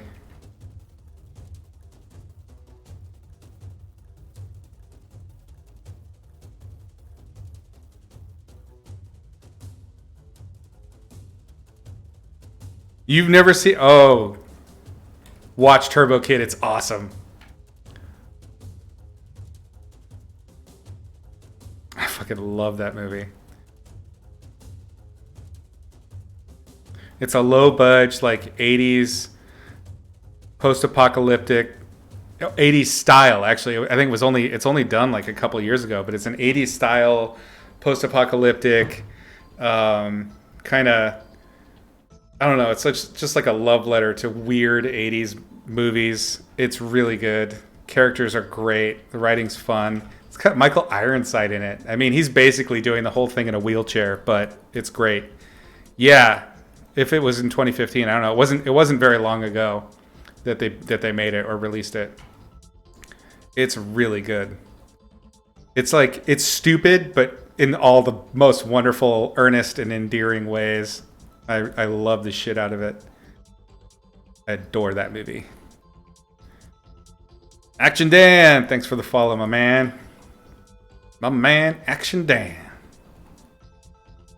Let's see. Maybe.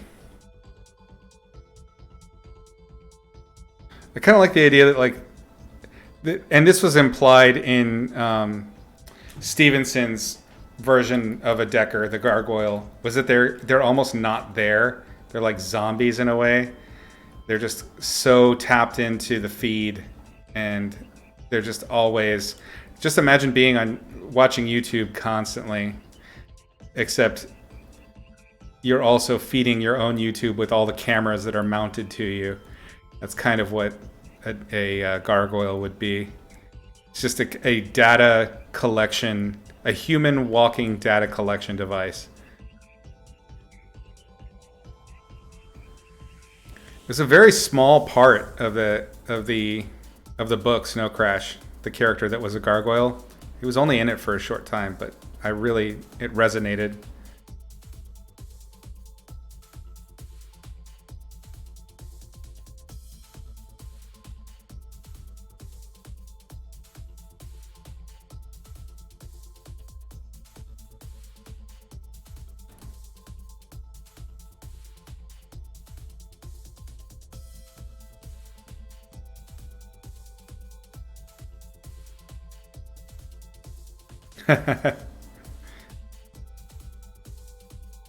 Wikipedia mods? What? Oh, right. Yes. Now I got it. Yeah, you're right.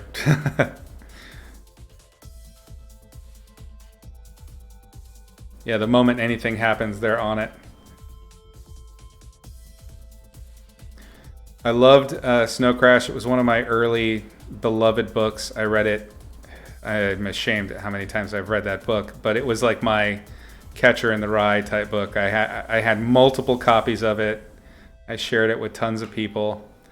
I got friends to read it. It was kind of a weird obsession.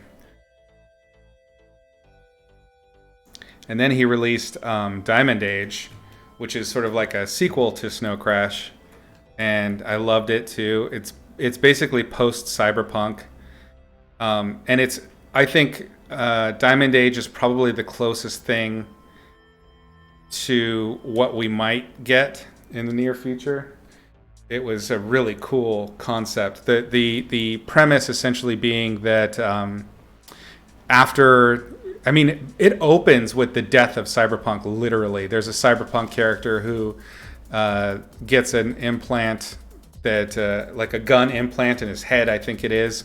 And so he's just like this roving badass on these kick-ass rollerblades. He's just super badass, and he dies almost immediately for committing a crime. He's punished, and it kind of sets the stage for this world that someone like that is no longer fit to live in. And it's this very kind of classist, genteel place where, in a utopian way, everybody has everything that they need technically, because they have basically, effectively the internet, but there's a different kind of internet, which is a molecular source where you can print anything. So if you need a blanket, you can print a blanket. If you need food, you can print some kind of food. And so they use this nanotechnology to print stuff, and that's the primary conceit of the whole story, is just the ability to print everything. So if you can print everything, what really becomes of value? That's kind of Neil Stephenson's thesis in this. And so there are these different corporate structures that are also kind of conclaves, or enclaves, that's the word. Which is it? Either or, don't know. That represent different philosophies on what the world should be like. And so things like bespoke furniture making or sweaters, like is stuff that's for the insanely rich. So handmade things that we, for us are kind of cheapo stuff, tend to be the things that are of most value there. And they start changing culturally. A lot of these people are evolving culturally to admire much more old school approaches to, child rearing, to sort of social interaction, things like that. Like cyberpunk is excess beyond excess. It's an orgy of technology, a literal orgy of sex, drugs, and rock and roll, like taken to the extreme.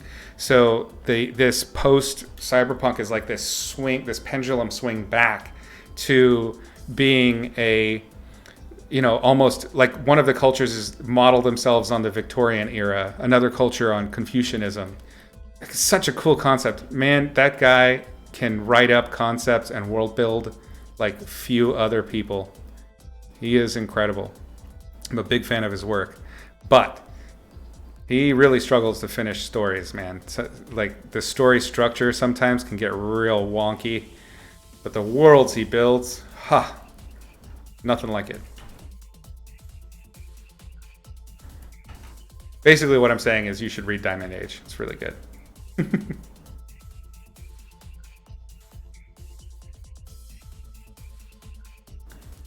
I like doing these kinds of thumbnails, which are like all about, you know, indication rather than rendering, because you can get so much out of a silhouette and a little flurries of shape and little punchy bits. You can imply so much.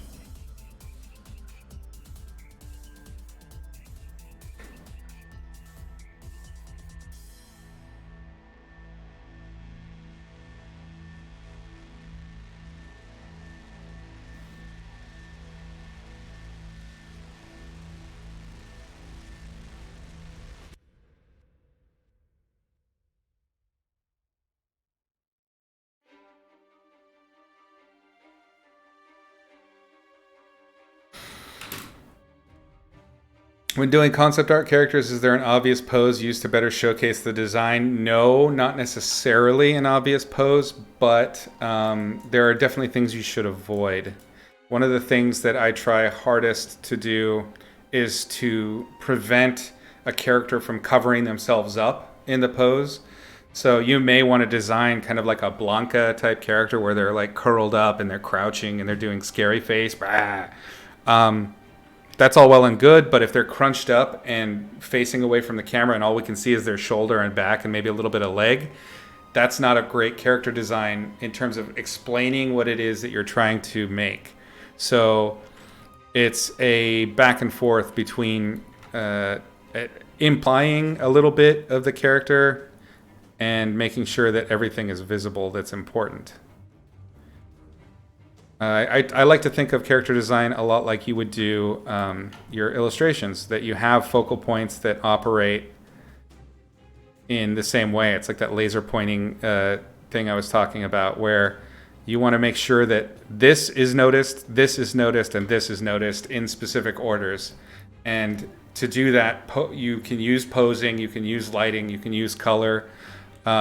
But you can't be dependent on those things, because usually when you're doing character design, it's for something that's going to show the character in a variety of angles. TV, movies, video games, etc. It needs to look good from a variety of angles. But the selling points should be universal across the character. And it's all, like I said, with yours, it's going to be, or with Dan Rob's, it's going to be about communicating the thing's purpose quickly. Like this, that's clear. These are clear. It shows that, you know, the fact that he's got little stumpies for arms. Okay, we are able to assemble a touch of narrative without having to say anything. And what I like to do when I'm doing my designs and when I'm coming up with my own characters and things like that is to create specific questions that are interesting, because you are telling a story. Everything has a narrative to it. So when you're doing your character designs, there's a little bit of storytelling in it. Like, you want to know, okay, well, what's this guy's deal? Obviously, he has no arms, he smokes, he needs something that's got delicate fingers to smoke with.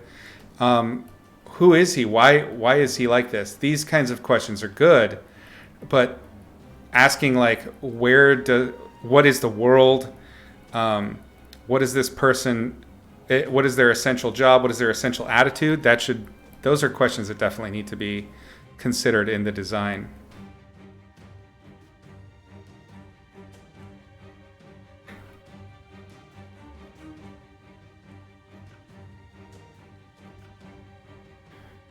I don't like that. I'm going to leave the pocket on the one side.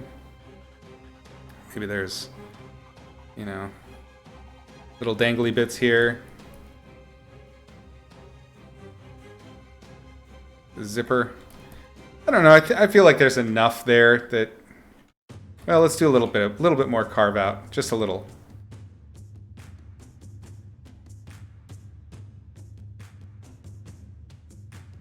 I don't think that these are very clear that they're computers, or screens, so I don't know. We might need to see one that's like straight on to camera.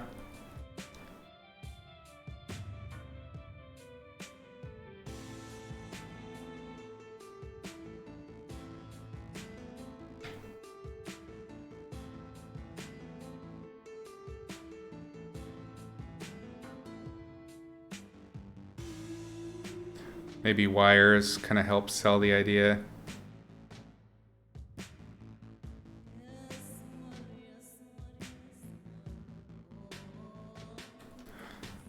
Maybe he's carrying a big battery pack.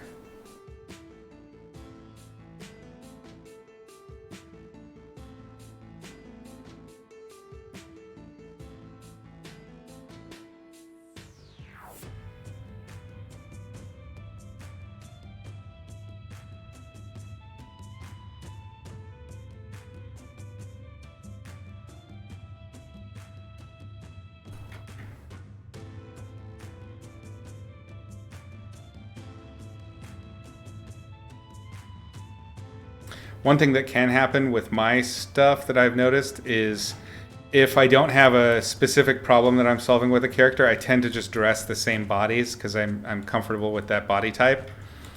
That's a problem. It's a good idea to vary your body types, vary the pose, vary everything you can, because nobody's exactly the same, right? Even twins tend to have some differences. So, if you can, in this case it doesn't really matter because we're just playing around. But if you're actually working on characters that are a problem-solving, you're looking for specific solutions to an issue, think about body type too.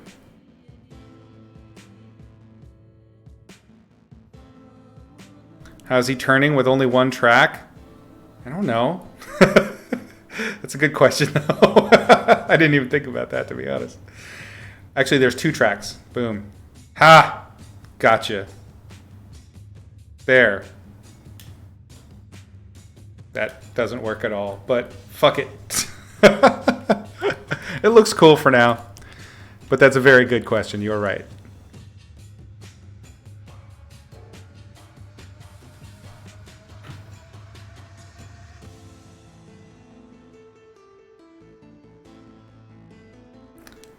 Screw your physics. Okay. All right. Well, there's a few characters. Maybe we'll take one to finish next time or something like that. But I think we got some fun stuff going on there. Certainly, you are welcome to think about things you all would be interested in seeing on the Patreon. Let me know your thoughts. I'm super down to hear them. It's a cyber track that cyber turns. See, that's some good bullshitting. That's how it's done. No, don't do that. That doesn't work. Cool. So yeah, let me know your thoughts. I'm excited to see how things evolve.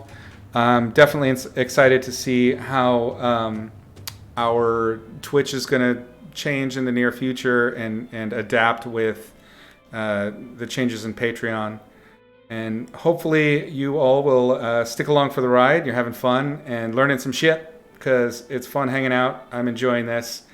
But yeah, I think our next meeting is Monday. I'm still going to be refining the schedule as work kind of evens out. I may be doing slightly less days. I'm doing 3 days a week right now. I might be doing 2 days a week standard, and then maybe every other week doing 1 or 2, or just doing like randos in between. I'll figure out the rhythm. I'll let you know. I'll keep you posted. But until then, as always, paint smart, paint sexy. I'm Izzy, a professional writer, concept artist, and illustrator. I've taught painting for a dozen years or so, on and offline. Many of your favorite illustrators and designers have studied with me or under me, and have gone on to teach in their own right. You're here because, like they did, you want to learn to paint realistically for illustration or concept art. Well, worry not. You're in the right place. Grab a seat. I want you to join me as I explain all the aspects of image making in extremely digestible and clear monthly lessons. Not through the lens of silly how to paint hair or eye demos. That shit is carnival tricks. And you're not really learning anything except an exact way to render one thing in one manner. This is painting mysticism at its worst. Watching these kinds of exploitative lessons won't help you level up with your understanding. Sure, now you can paint sparkly hair, but what if you want to paint a dragon, or figure out how to render a sea of fire, or depict a one-eyed transgender space marine dying in the vacuum of space? Painting and image making are tools of communication, and can be learned by anyone willing to put in some time. Like grammar is for language, light, color, and form literally follow a formula. Painting well is not a matter of chicken bones, zombie crackers, and the ever-dismissive concept of talent.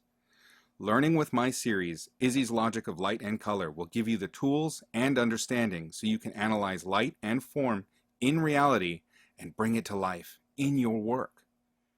Using this simple system I have distilled will help you harness your art to share your ideas as you've always intended.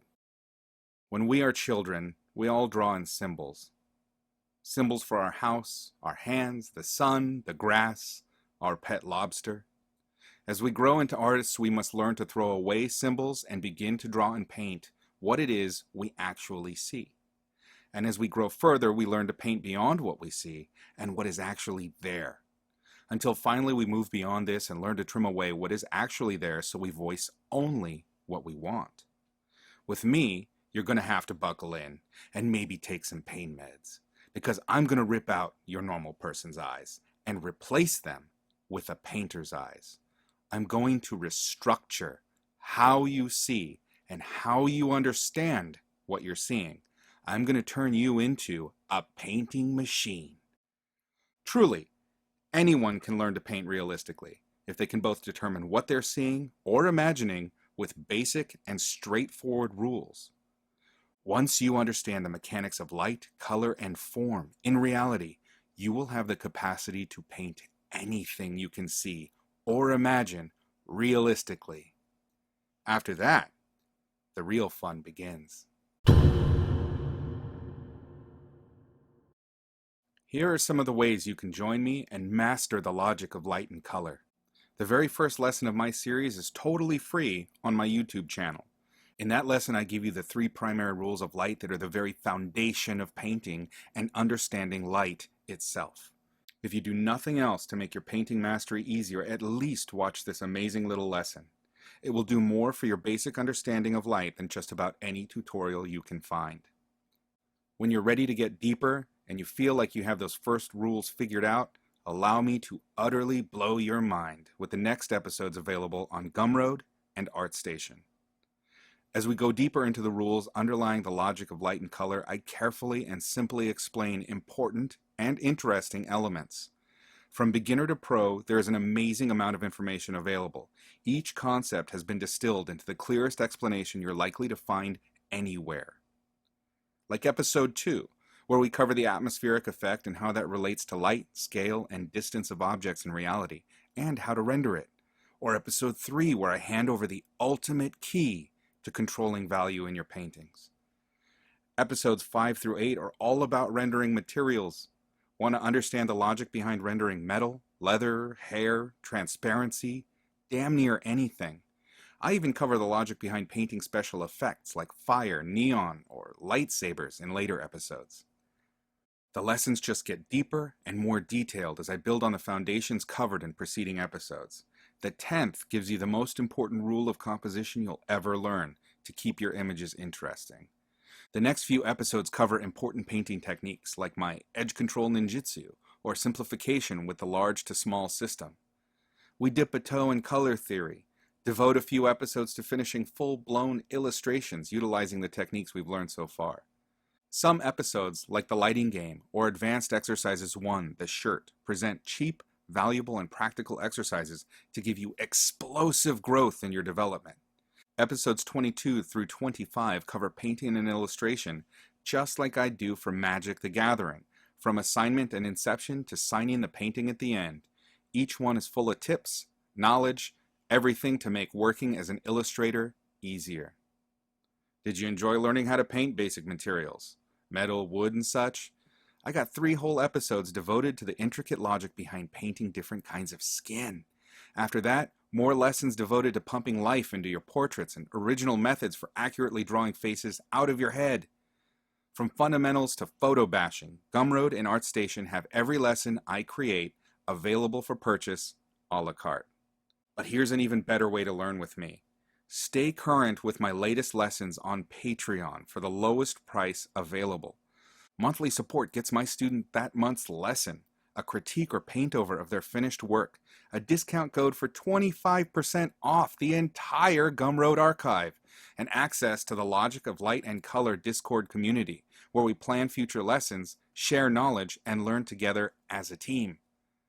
The absolute best method is to join my Patreon classroom at the Student Plus tier, where you'll get everything I just mentioned and a free episode from the archive every month to accelerate your mastery at your own pace.